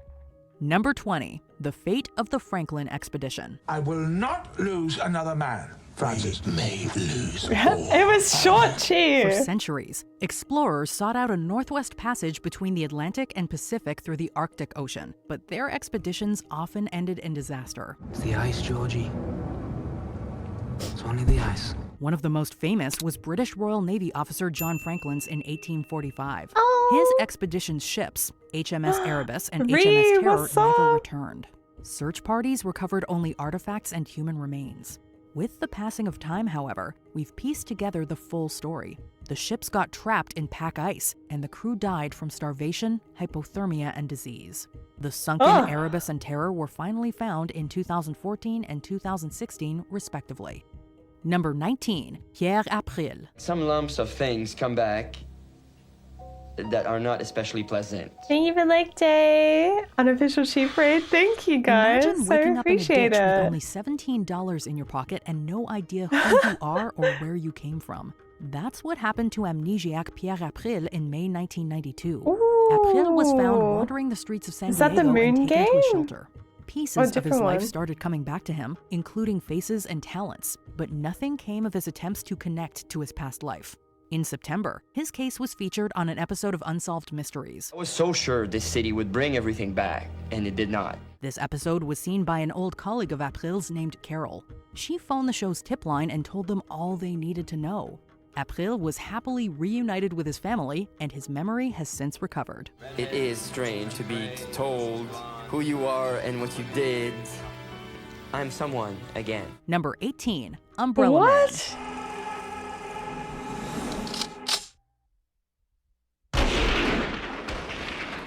The assassination of John We're F. not Kennedy evil. in November We're 1963 not the best, but we're not prompted countless evil. conspiracy theories. Some of the more interesting ones were about a figure moon spotted game. in photos and films of the event who had been brandishing an I umbrella will do like despite days the soon. sunny weather. In all of Dallas, there appears to be exactly one person standing under an open black umbrella. Could he have been complicit in the assassination? He remained a mystery for 15 years, until 1978, when Louis Stephen Witt came forth. Witt identified himself as the Umbrella Man and said that the umbrella was meant as a symbolic protest against Kennedy. An umbrella had been the trademark accessory of British Prime Minister Neville Chamberlain, infamous for initially appeasing the Nazi Party. It was a reference to Neville Chamberlain's umbrella.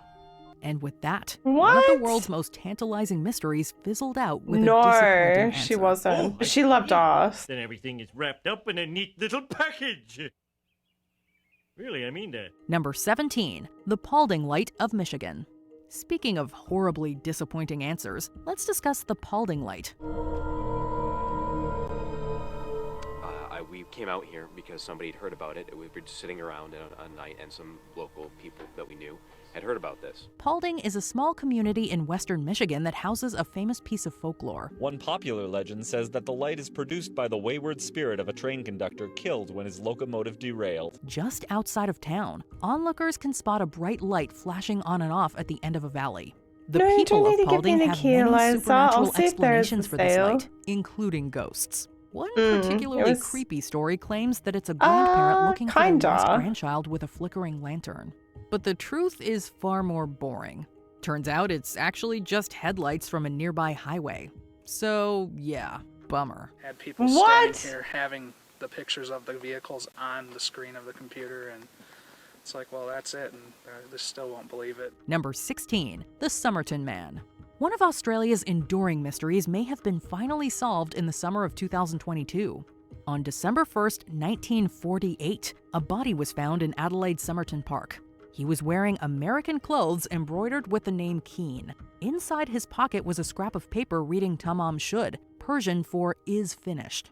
The book that this paper was torn from was eventually located, and investigators found cryptic text written on the cover. We looked for people with no date of death on that tree, and there was one that stood out. In July 2022, DNA helped identify the man as Carl Webb. It's also now believed that the cryptic text found in the book were the names of horses. Don't lie, often Mel. gambled on horse racing. And finally, the clothes were likely passed down from his nephew, who once lived in the United States. Number 15, the bloop.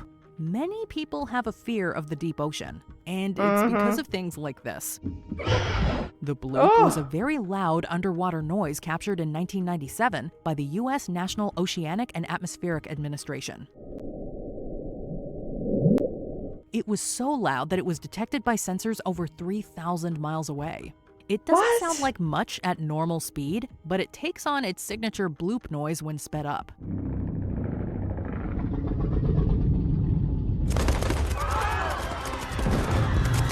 Believers in Cthulhu immediately went to giant underwater monster, but once again, the truth is more mundane. It wasn't a massive creature, but an ice quake as a result of glacial movements. Man, science can't let us have any fun.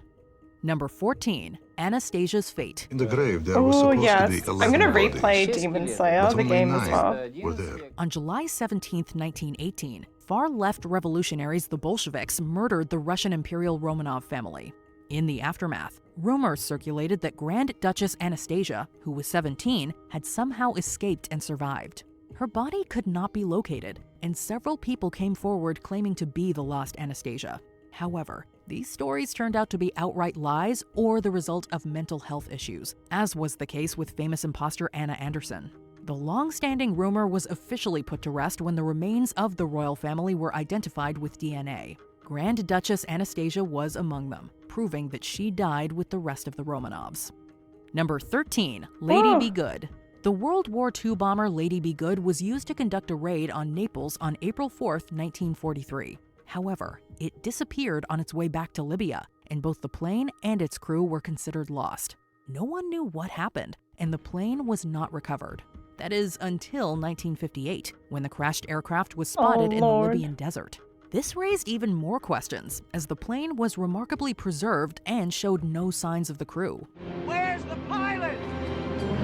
I don't understand. Where's the crew? Hey! All the questions were subsequently answered after an investigation.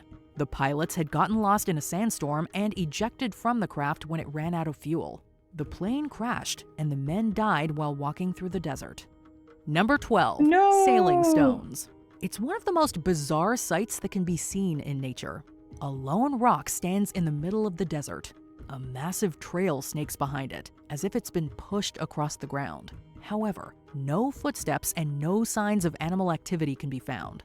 These stones are especially notable in the racetrack playa of California's Death Valley. All these That's funny so weird. parallel trails that are clearly there's some sort of common force involved. So just what the heck is going on with these rocks? The phenomenon has tantalized researchers for decades, but the mystery has only recently been cracked. The valley floor produces a very thin layer of ice, and the rocks slide across these sheets when the ice starts to melt. The movement leaves indentations in the ground, resulting in their signature trails. Number 11. The death of Junlin. His mother still worried about him living in a big foreign city, so he'd walk the streets with his cell phone and stream images back to her. His message to her in their daily conversations was always the same. "Don't worry," he told her. "I'm safe." One of the most notorious videos in the history of the internet was uploaded on May 25, 2012. Titled "One Lunatic, One Ice Pick," it depicts an Asian male getting killed and dismembered by an unidentified figure. So you could see that clearly the murder happened on the bed. Various body parts were then sent to schools and federal offices across Canada, and these remains were linked to the man who was killed in the video. The case made international headlines and remained a mystery for several days. But investigators quickly traced the grisly homicide to a man named Luca Magnotta, who had already fled the country. An international manhunt ensued, and Magnotta was finally captured in Berlin on June 4th, about a week and a half after uploading the infamous video. Luca Magnotta, who's been the focus of an international manhunt since fleeing Canada last week, was arrested by police at an internet cafe. Fleeing Canada? There are way too many murders Number in 10, Canada. The face on Mars. Was there once an advanced civilization? Where's the on Mars? conspiracy video on that? Definitely make you wonder. This is one of the most popular space images of all time. Taken by the Viking orbiters back in the mid-70s, the picture depicts the Cydonia region of Mars. People immediately noticed that one of the features bore a striking resemblance to a human face, or maybe one of those old-school hockey masks. Everything is proportional. If the face is 1.5 to 2 miles long, the eyes a 1/4 mile, nose about 1/2 mile. What?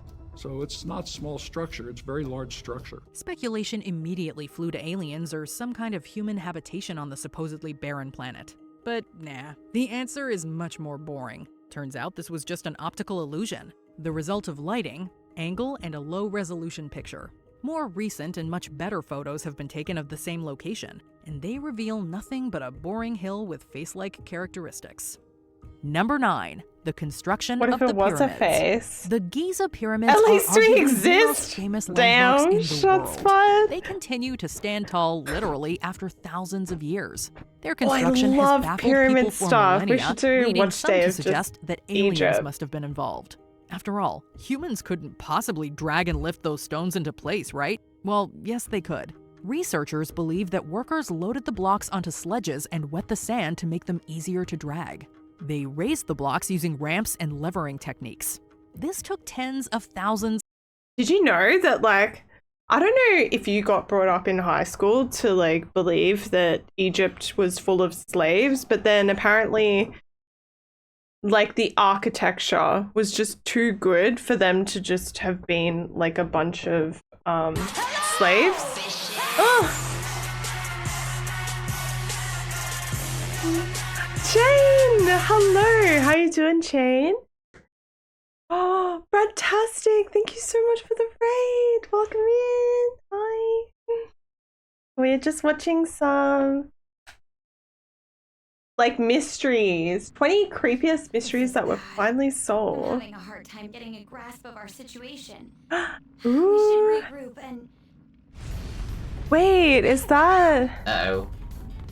Is that Persona, maybe? Oh, Indiana Jones. Da, da, da, da, da, da, da. Da, da, Oh, da, shit. da, da, da, da, da, da, da, da. Oh my Da, god. da, da, da, Yeah, is that da, da, Persona? da, da, da, da, da, da, da, da. Oh, I want to play the series. slaves that took pride. Like, true. Oh, that's good. Yeah, I'm doing really well, thank you. We're just chilling. We finished Midnight Wish earlier, and we're just watching some stuff for a little bit. And then maybe I'll play some TFT or something. We shall see. I'm not feeling that great today. Like, I'm good, but my tummy is like not happy, so might just watch some stuff for a little bit. Did you really like? 10 out of 10 recommend? Yes. Have you played like the previous ones? Oh, I gotta do leg day. Oh, thank you for the hug. Oh my god, I forgot I made that command. You're like the first person to use it. I think I made like different ones, but I forgot to tell people about it. Persona 5 Royal is your first one. Oh, do you reckon you'll play the others now? Or like you're just happy with the 5? Thank you for the hug. Mal, where's my hug? Mel hasn't given me a hug all year. Rude. You lost it? Alright, okay. Let's click play. Thank you again so much for the raid. I really appreciate it. I hope you enjoyed Pokemon as well. I haven't played that literally in 20 years, but what was that Pokemon Silver? Might do. I've got them on my Steam library ready to get the remake to Persona 3. Oh, they're doing a remake? That's even better, right? Like normally better graphics and stuff. Oh, Pokemon Soul Silver. So that was like the next one. I don't think I've actually played... Or is that... I can't remember. Like I played Pokemon a lot as a kid. And then I kind of stopped at like... Ruby? Maybe... I think I played Ruby, like Emerald, like those were kind of the last ones I played. So, but then I had like a big break and then I came back for, Arceus? Oh, Sword, Arceus, and the most recent one. Yeah, I didn't do XY, Black and White. I didn't play any of those. Oh, thank you as well. Yeah, I don't know what's up with my tummy today. So, yeah, Scarlet Violet. I think I got Violet, maybe? Hold on, let me get this leg day out of the way before I forget. 1, 2, 3, 4, 5, ow. 6, 7, 8, 9, 10.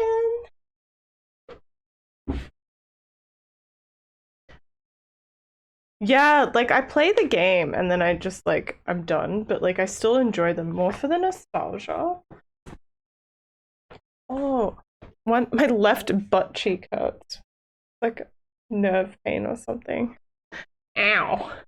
All right, let's get back to it. Oh, I didn't play. I'll probably go back and play them one day. Get there slowly. Of people decades to complete. But hey, no one said building a wonder of the world was easy. Number 8, the Tunguska event. In the early morning of June 30th, 1908, a remote area of Russia was hit with a massive and mysterious blast. In 1 hour, the explosion and the great fire that followed destroy a region of forest the size of Greater London. People who observed that thought the end of the world had come, Judgment Day, divine intervention. This blast completely leveled over 800 square miles of Oh my forest God. and flattened 80 million trees. No source could be found for the explosion, so no one knew what exactly happened. It's an event and it's a mystery that would take 105 years of research before we could finally write the words. The end. Thousands of scientific papers have been written about the incident, and the area has been studied for decades. with many What? trying to crack the bizarre case. It is now generally agreed that a 200-foot meteor traveling 60,000 miles per hour exploded in midair over the area, resulting in what's called a meteor airburst. This airburst then leveled everything below the meteor's detonation site. If it was a meteorite and the Earth had turned a bit further, it would have destroyed St. Petersburg. 1 hour later, it would have destroyed Helsinki. 1 hour later, Stockholm, and after that, Oslo. Number 7. The death of Ryan Stallings.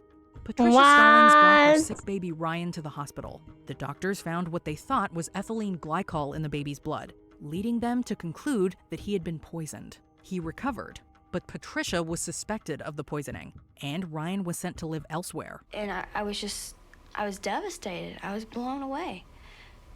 I just could not believe that they could even think. I mean, Ryan was my world. Not Following Helsinki. the future visit, Ryan fell sick again and died. Patricia was again blamed for poisoning Ryan and charged with homicide. His mother, Patty, was now charged with first-degree murder and held without bail. She was not allowed to attend Ryan's funeral.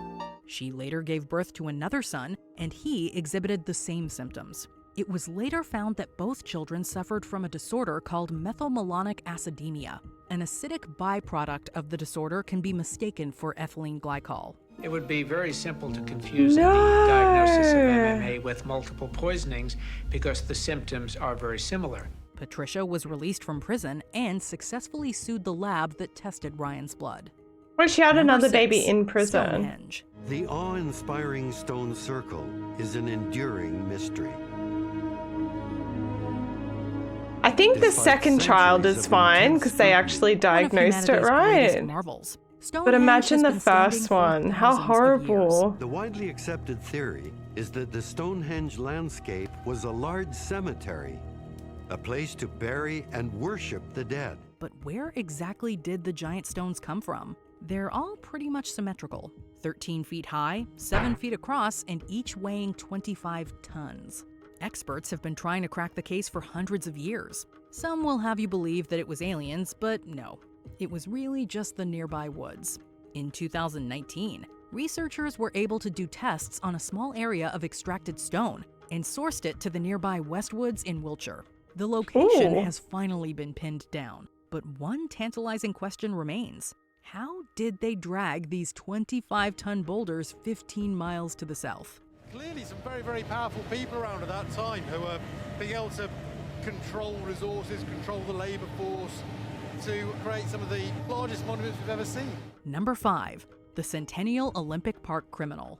Yeah, and she's just like freaking out because she knows she hasn't done it, right? Expensive fugitive search in United States history. On July 27, 1996, Atlanta's Centennial Olympic Park was bombed during the Summer Olympic Games. The blast injured hundreds, but thanks to the heroic efforts of security guard Richard Jewell, direct deaths were limited to 2 people. Move away from the tower! Go toward the street, anything but here! Are you kidding me?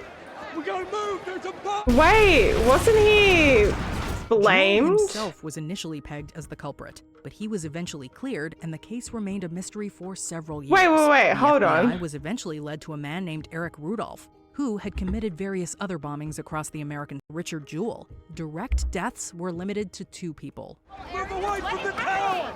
Go toward the street, anything but here! Are you kidding me? We gotta move, there's a bomb! Isn't he... Wait, isn't he the actor in the series right now about the guy who kills, like, a bunch of children? Yeah, 100%. I feel like when there's no answer, it's like you start to question yourself because everyone believes that you did it. So you're like, am I crazy? I feel like that's what she would have gone through.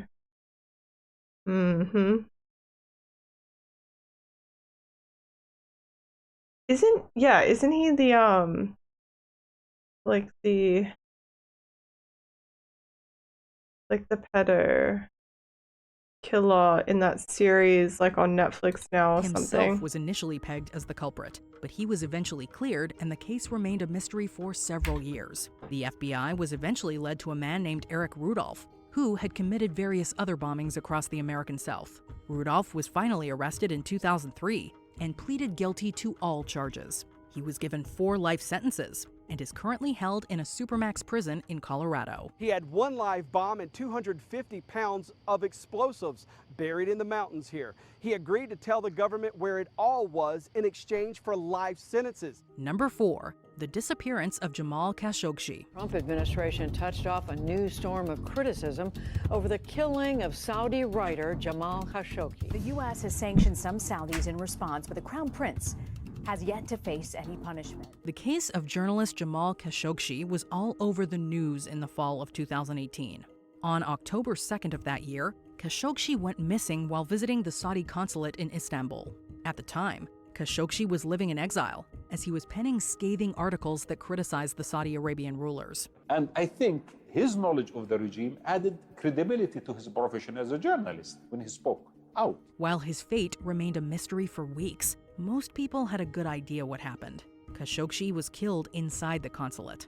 It was eventually revealed that Khashoggi did indeed die inside the building. And on October 25th, Saudi Arabia's Attorney General admitted that it was a premeditated homicide. The CIA later concluded that Khashoggi was assassinated on the orders of Saudi Arabia's Crown Prince, Mohammed bin Salman. There was credible evidence that Crown Prince Mohammed bin Salman and other Saudi senior officials were liable for the killing. Number 3, the Golden State Killer. One of the most notorious criminals in American history, the Golden State Killer has gone by many names. He terrorized California throughout the 70s and 80s, sexually assaulting at least 51 women, burglarizing over 100 that's homes, so many. and murdering Holy 13 shit. people. He was given different names in different areas, including the Visalia Ransacker and the Night Stalker. Only with time did it become apparent that these crime sprees were the work Manhunt of one on person. Netflix? The Is that name the Golden one? State Killer was coined in 2013 by crime writer Michelle I haven't watched McNamara. Netflix The lately. case helped inspire the creation of California's DNA database. And it was DNA evidence that eventually nabbed Joseph James D'Angelo in 2018, who by then was 72 years old. He was sentenced to life in prison. I think we all had come to terms that we would never see justice in this case. Neither one of them in any way, shape, or form should have ever died this way. Number 2, the collapse of the Maya civilization. The largest and most sophisticated pre-Columbian civilization of the Americas, the Maya flourished for thousands of years. They mastered mathematics and astronomy, perfected the first written language of the Western Hemisphere, and produced stunning works of art. The civilization entered its so-called classic period in the year 250, and this lasted until 900. It was around then that the entire political system collapsed, and the Maya abandoned their most important cities to move north. I've With seen this, videos the on Maya it. civilization entered I know, what this is called blanket's its so good. post-classic It's period. heated. So what the heck happened? It's a mystery that has plagued historians for years. The answer was finally found in the 21st century. It turns out the Maya were so overpopulated that they damaged the environment and created a devastating drought. The extreme intensity of these droughts was disastrous, making a carefully managed response their only hope. With their agriculture thoroughly destroyed, the Maya were forced to abandon their most populous cities. Today, the empty jungles of the Yucatan serve as a reminder that even great civilizations can fail. Before we continue, be sure to subscribe to our channel and ring the bell to get notified about our latest videos. You have the option to be notified for They occasional must videos it. or all of them. If you're on your phone, make sure you go into your settings and switch on notifications. Number 1, the Vampire Clan. One of the creepiest episodes of Unsolved Mysteries involves Rod Farrell and his so-called Vampire Clan. Farrell and his clan reportedly like to play vampire at various places around town.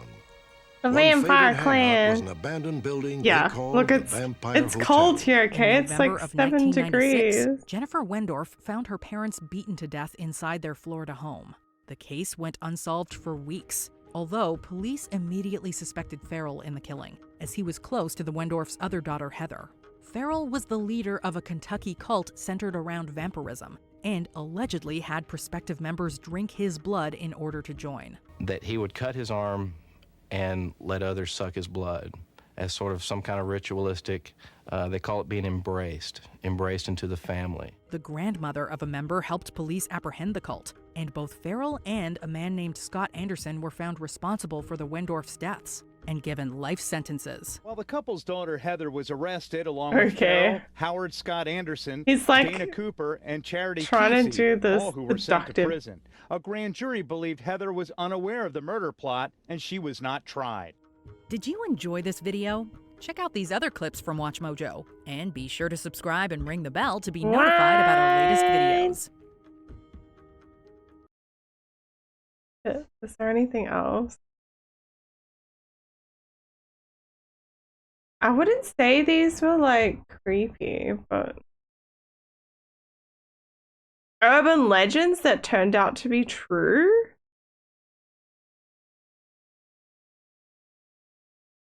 That sounds pretty cool. 68-year-old Edwin Curtis is being pushed to the brink of insanity by an unrelenting itch. The itching is driving me crazy. Welcome to WatchMojo, and today we're counting down our picks for the top 20 urban legends that turned out to be true. It sounds pretty exciting. For this list, we'll be looking at stories so bizarre that most people would dismiss them as fiction, except that they happened to be real, or at least based on real events. Do you know of another strange urban legend that turned out to be true, despite all the odds? Tell us about it in the comments. Number 20. Animals in the toilet.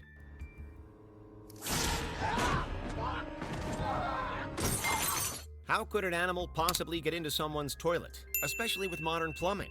The networks of curving pipes, flowing water, and germ-killing chemicals are enough to deter most creatures, but not all. Snakes are particularly good at navigating pipes, and they like cool places. They've been spotted in toilets around the world.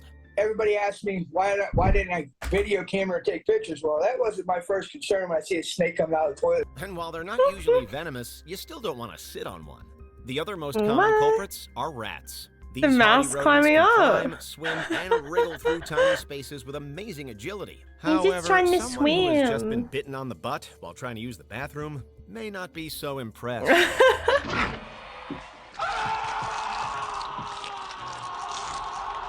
Number 19. Murderers through the medicine cabinet. There's no wall there. It's only a medicine chest separating us from the other apartment. Wait, what are you doing? There could be somebody on the toilet. No, the apartment's vacant. Are you sure? The 1992 movie Candyman introduced audiences to a scene that has become almost cliche. A villain bursts through a bathroom mirror to attack an unsuspecting victim. What? Thank you for the super Kit Kat. Oh my god! What many viewers don't know is that this scene is based on a terrifying true story. In 1987, a woman named Ruthie Mae McCoy called 911 from her god. Chicago Thank you housing for the project, CBC. saying frantically that men were coming in through her Candyman. bathroom wall. Unfortunately, Some like to police sit made on. only minimal Okay, efforts Mel. to enter her locked apartment, giving up that evening and the next, even after reports of gunshots. A neighbor insisted that the building managers check on Ruthie, and they discovered her body. The murderers, who were never apprehended, had broken in through the bathroom medicine cabinet. Number 18. Oh my Charlie lord. No-Face.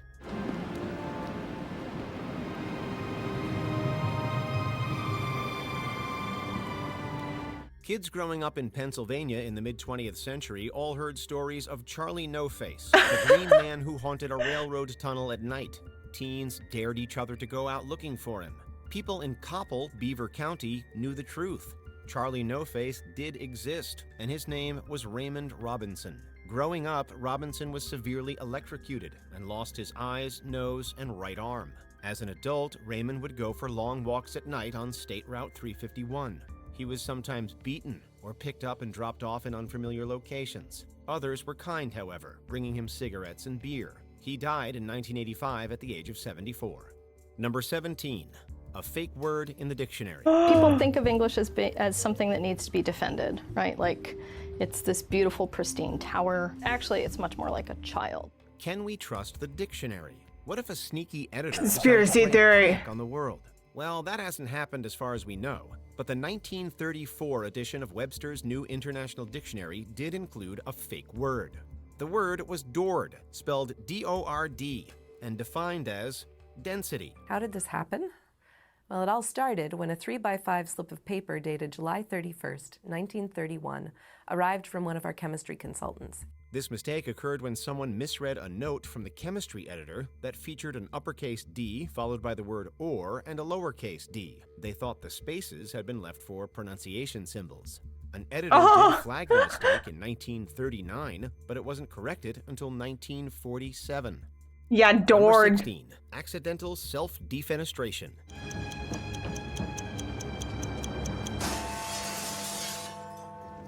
Leave window testing to the engineers. In the summer of 1993, lawyer Gary Hoy threw himself through the 24th-story window of the Toronto Dominion Center in front of several students. Apparently, okay, there's enough happening in Canada, please. This stunt several times in the past to show how strong the windows were. The window didn't break, but it did come right out of its frame, and Hoy hurtled to his death. The tragic accident contributed to the demise of the well-known law firm Holden Day Wilson. Could you make me a cup of tea, please, Stephanie?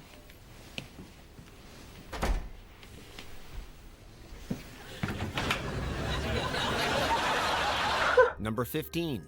The Bunny Man. A man The Bunny Man? A trail of half-eaten rabbits left on the ground, no. hanging in the trees. Though his name suggests cuddliness, the urban legend about this Virginia man Oh, is I've pretty seen Donnie gruesome. Darko. In the story, a patient That escapes wasn't a mental bad hospital movie. and hangs rabbits, then children, from a bridge in Fairfax County in 1904. This probably never happened. But in 1970, 2 odd incidents did occur in Fairfax. A couple parked in a driveway were confronted by a man dressed in white who may, quote, have had something on his head. He threw a hatchet at the car window before disappearing. Then a security guard claimed to have seen a rabbit man chopping up a porch with an axe. The Bunny Man disappeared after that, but locals have not forgotten him, his axe, or his floppy ears.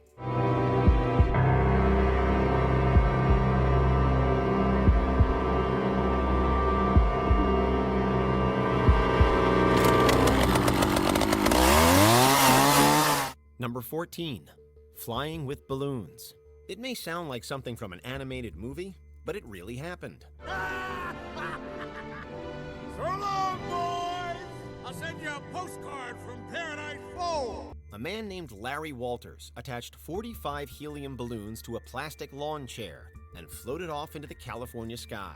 Unlike in stories, however, such ventures don't always go as planned. Larry found himself rising all the way up to 16,000 feet, where several astonished airline pilots spotted him and notified air traffic. Oh my gosh! Larry Walters had always dreamed of flying a balloon to a faraway place. So with help from a friend who taped these scenes, he rigged 42 weather balloons to a lawn chair and filled them with helium. Upon descent, Larry's craft got caught in power lines. He was arrested, but authorities found it difficult to make charges stick. You can't revoke someone's pilot license if they don't have one, and airworthiness certificates are rarely issued for lawn chairs.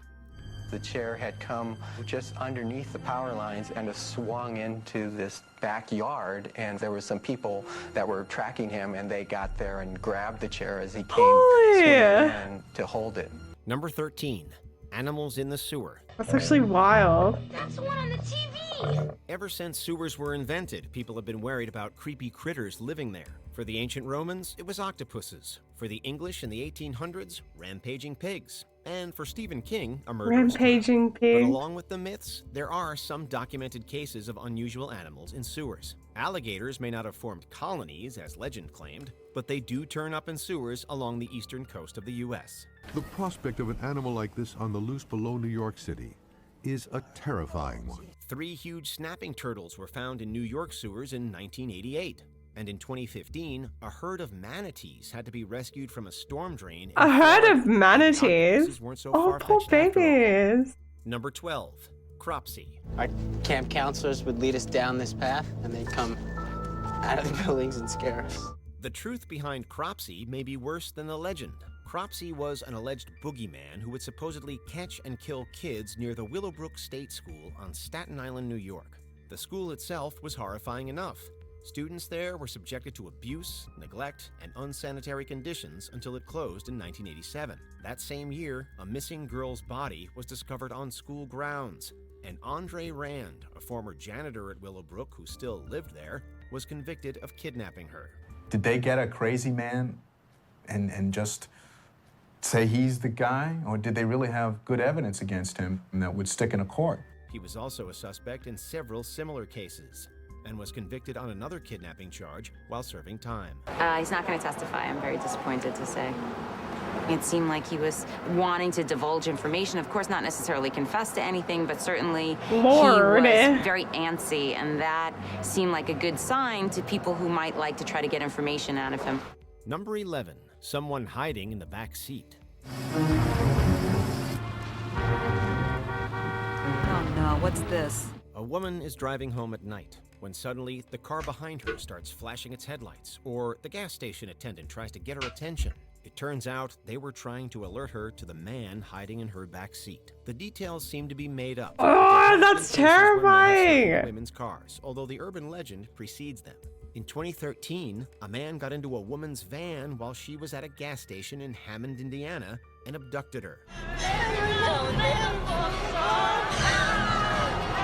3 years later, a woman was parking her car in Maple Ridge, British Columbia, Canada, when DJ, a man what's up? up? How you causing her to doing? crash. She ran away, as did the suspect.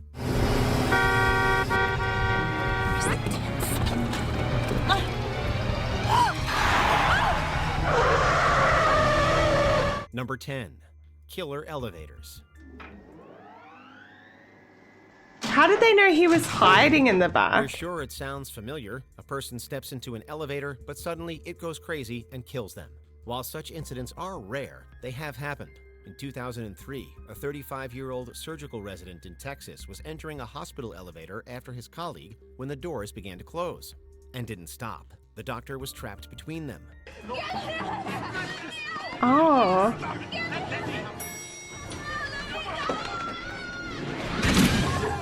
Though his colleague frantically pushed the emergency stop button, it was too late. The elevator began going up.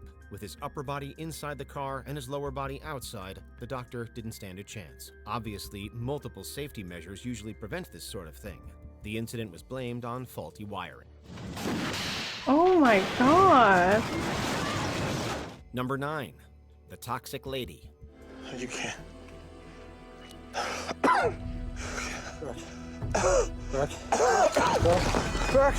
Her real name was Gloria Ramirez. She had late-stage Didn't cervical show off cancer with it. and was deteriorating. But do you reckon they could have stopped her before she like was driving so far? But Ramirez had a bizarre effect on the hospital staff. Multiple people who treated her suffered odd symptoms: fainting, shortness of breath, even temporary paralysis. For the autopsy 6 days later, the coroner's office built a specially sealed room, and the staff was protected with hazardous duty suits. Afterwards, everyone was hosed down with decontaminants. A team wearing hazmat suits performed her autopsy, but couldn't explain why those around her had fallen ill. Most experts dismissed it as mass hysteria until the coroner's office found that Ramirez had been trying to treat herself with dimethyl sulfone cream. When exposed to oxygen, this creates a vapor that affects people like poison gas. Oh. It might be that coincidentally at the same time I smelled, ammonia. To me it was ammonia. And I kind of made a comment that... Papa, thank you for the follow. Hello. I kind of felt, like I was going to pass out then. Number 8, a secret murder. Although Betsy Aardsma died in 1969, Greetings from Germany. Hello. were so strange. Hope you're having a good day. Happy Monday. Aardsma, a graduate Oh. student, was browsing in an aisle of the library when people nearby heard books Watching fall. some They found her lying conspiracy senseless stuff. on the floor, Creepy and she was brought stuff. to the campus hospital. Mysteries? Where a doctor was Solved shocked mysteries? to discover something no one else suspected. Aardsma had been murdered. The killer had only stabbed her once, and in such a way that she hardly bled at all. Because it took so long to realize a crime had been committed, most evidence at the scene was lost. The phantom killer was never found.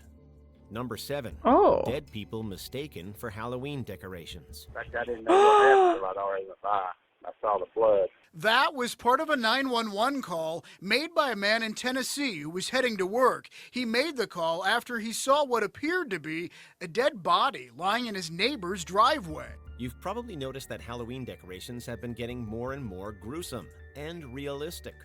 This has led to a strange problem: people mistaking real dead bodies for fake ones. This happened in 2005 in Frederica, Delaware, and in 2009 in Marina del Rey, California, after the bodies of people who had taken their own lives were thought to be Halloween pranks. There was another case in 2014 in Spring Hills, Florida, after a man hanged himself in his garage. A pair of handymen found the body, assumed it was a mannequin, and brought it to a dump, only for the landfill workers to note that it was in fact a corpse. All four of them convinced themselves that it was some Halloween-type prop. Obviously, they felt it was very realistic. That's because it was real. Maybe we should Wait, tone if you down touched decorations it, wouldn't just you a like little bit. notice Number you 6, touching buried it? alive. Take care, Murph. And like the weight.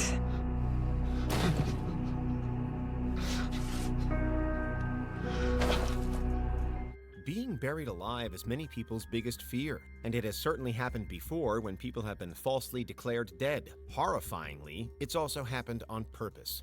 In 1987, an Illinois businessman was kidnapped and held for ransom. For some weird reason, the kidnappers buried him in a box with water and a breathing tube.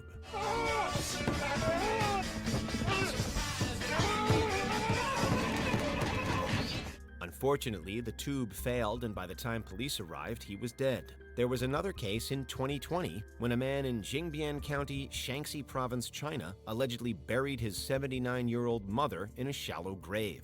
Miraculously, she was reportedly rescued by police who dug her out.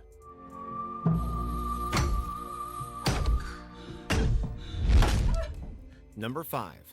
Bodies in rugs. I would hate to be buried alive. That sounds horrendous. You may have seen this in movies before. A murderer rolls their victim up in a rug and carries it off without arousing suspicion. It's happened enough in real life to make you wonder if fiction inspired reality or the other way around. For one thing, a discarded carpet doesn't usually attract much attention. In Douglasville, Georgia, a body rolled up in a carpet inside an abandoned house wasn't discovered for months in 2022. Of course, if someone's feet happen to be sticking out of the rug, it's a little more noticeable. A pedestrian spotted one like that in Manhattan in 2019.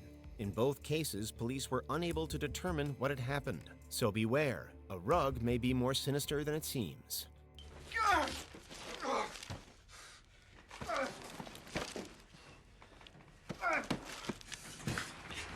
Number 4. Secret sharers. I'm like, who the heck are you?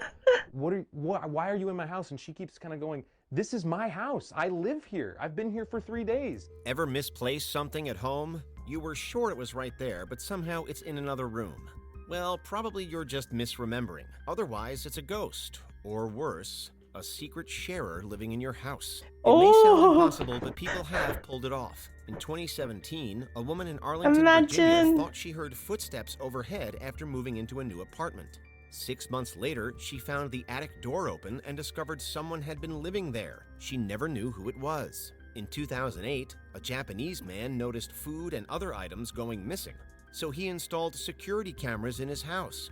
It turned out that a woman was living above his closet and had gone undetected for a year. 집 앞 CCTV도 싹 잘라놨거든. 나 여기 온 거 아무도 몰라요. 나 잘했지 언니? 말끝마다 언니. Number 3.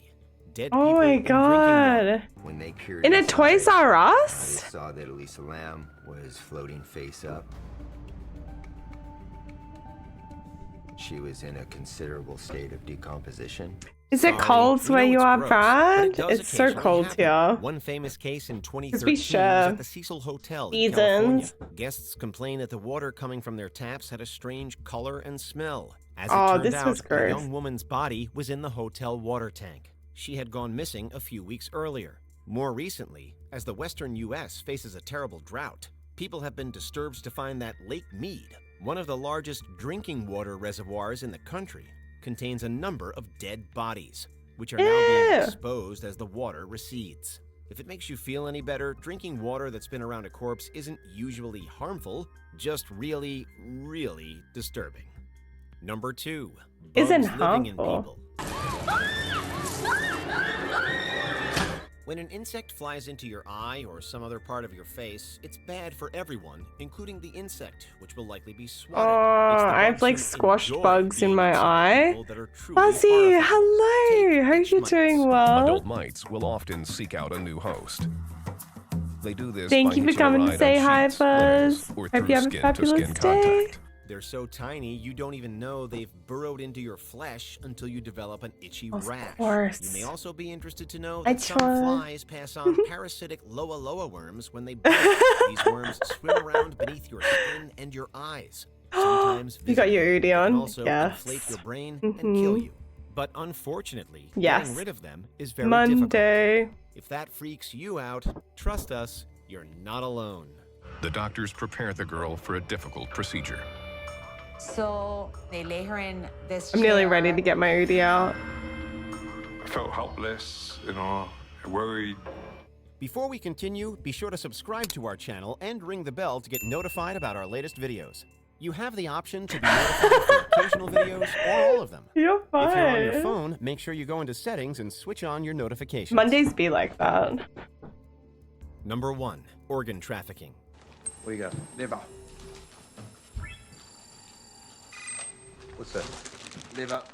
What are you, hanging out at AA meetings? Although lurid stories about travelers being drugged and waking up missing a kidney have been fabricated, organ trafficking does exist.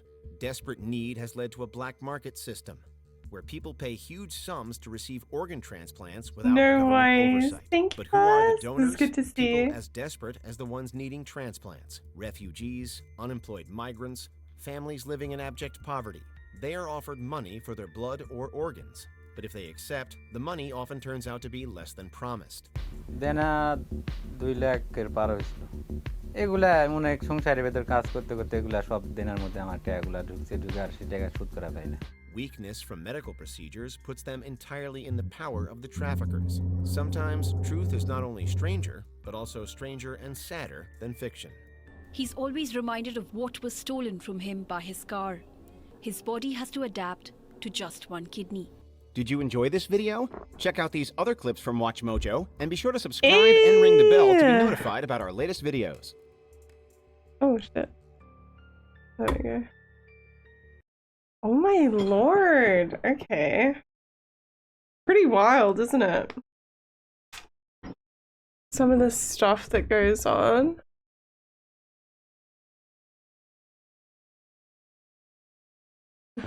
Is it the scars?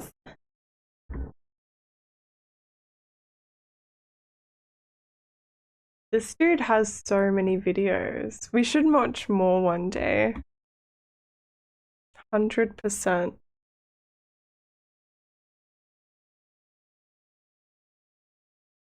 Alrighty. Well. Oh, I feel so bad, but I'm gonna Okay, Mel. Bye. Yeah, I feel like it's my time to just chill out. Even though I am chilling, but I don't have the energy to do anything. Unless maybe we watch one more. Vanish from existence. Welcome back. As a true Aussie. Yeah. Aussie. Because we exist. Stream's been going really good for us. We finished Midnight Witch, which was only like an hour left in it. And we've just been watching some videos. We watched the conspiracy about the guy who doesn't believe in Australia, that it exists. And we'll go up here. And yeah, just like random WatchMojo videos. I'll have to find some so we can just sit here and like watch like proper videos on something. Malaysia is the not real place, not a what? Same flavor of Rockstar? Yeah. Tropical guava? Yeah, I bought a bunch of these. I do need to buy more though. I think we've only got 2 left. I bought like, I try and buy like a bunch at once.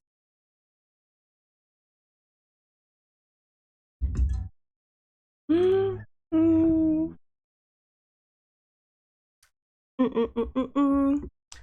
is?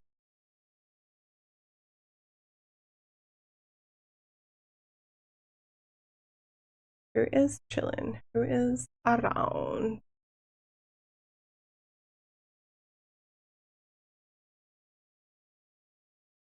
Ooh, Humble's on. Tomorrow we're getting on early, by the way. Yeah, I do have like a lot of stuff. Laggy, hello, how you doing? An impulse buyer.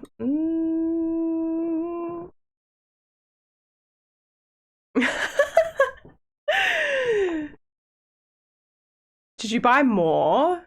You bought more, right? Impulse subscriber. What Lego did you get this time, Laggy?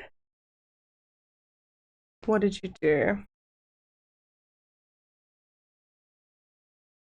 Oh, of course, Brad. I hope to see you around another time. I'm probably gonna raid out and chill, but I'll be on super early tomorrow. Not tomorrow night, but yeah. Thank you so much. Ecto1? What's that? Let me Google it. Hold on. Thank you so much for the raid, Brad. It was so lovely to meet you. I hope I get to see you around more. Ecto. Ooh. Yes. Oh, I'm so excited to see that. Hell yeah. That looks awesome.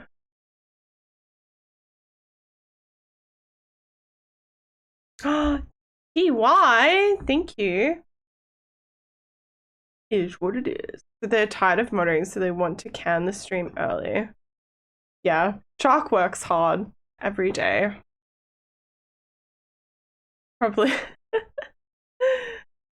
Yes, of course. Thank you. Oh, yeah. Let me give you a follow before I forget. I'll come say hi. Where is it? Here. I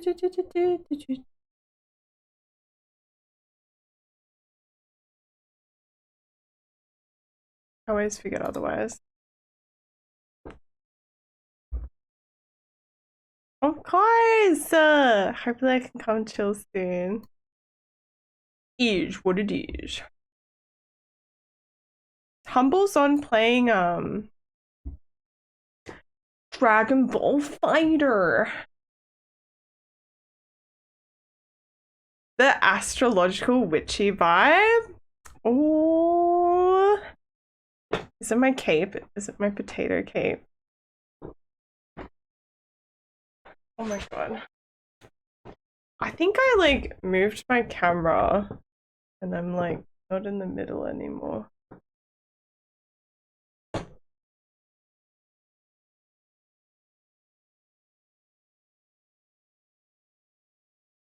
Yeah, you gotta do stuff. Get back to work, Mel. Basing the vibe off my XP. I don't know if that's a good or a bad thing. Ellicott, I'm tired of keeping you off Wacky. Wacky just out here trying to keep Wacky safe.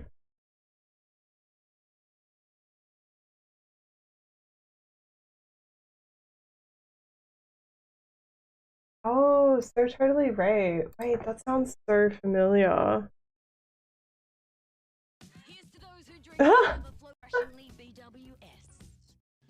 Oh, I'm just seeing if this is who I think it is. Oh. Yeah, I know who this is. Oh, it's actually been so long. But I haven't I'm gonna send some love to Humble. Good, maybe? Hopefully good, I guess. Hopefully my hair doesn't knot up. I like, my hair gets so damaged at the bottom because it's like so long now that I like go to sleep. I don't know how to do this. Oh, maybe this side. I go to sleep and then my hair will be like behind and then like get under my arm or something and I'm like rolling around, or it'll just like choke me and then I'm like, I don't know. I just like, I think my hair is trying to kill me. And then I'm like rolling around.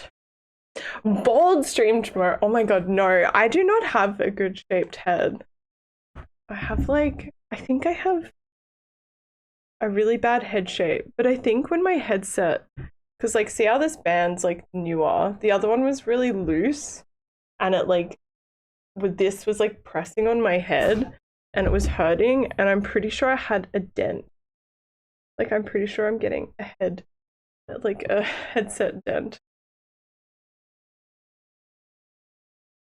I kept literally getting straight. Yeah, like, it's so easy to just, like, I don't know, it's not even, like, that long.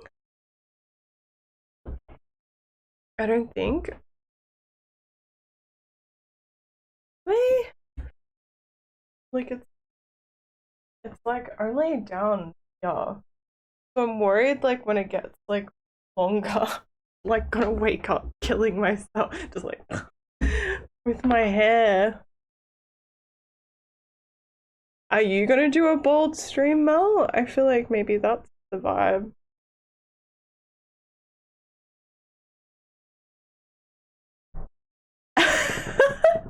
No! Oh my god. What is happening? Okay, hold on.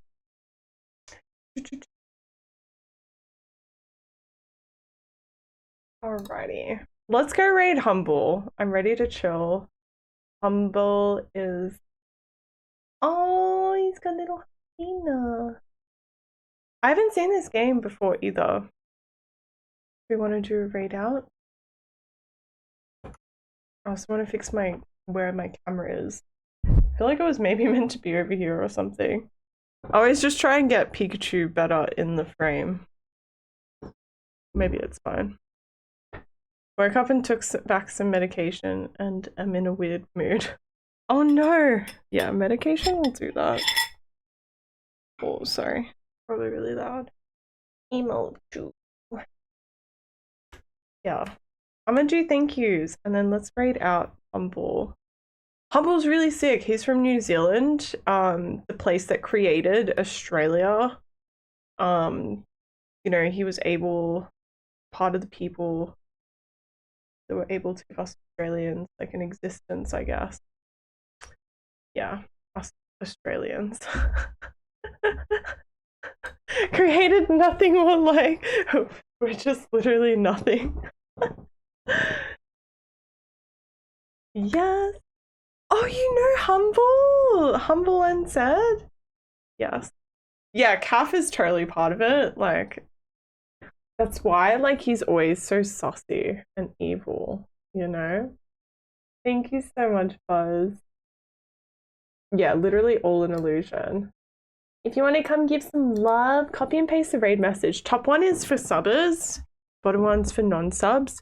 I'm gonna do thank yous and then let's go share some love to Humble. Thank you for dealing with a short stream today. I'll do more watch stuff. I'll find videos that are like fun or like conspiracy. I don't know. I freaking love conspiracy. If you have like recommendations, let me know in the Discord. Yeah, I freaking love them. Yeah, Calf sitting behind his monitor chuckling, literally.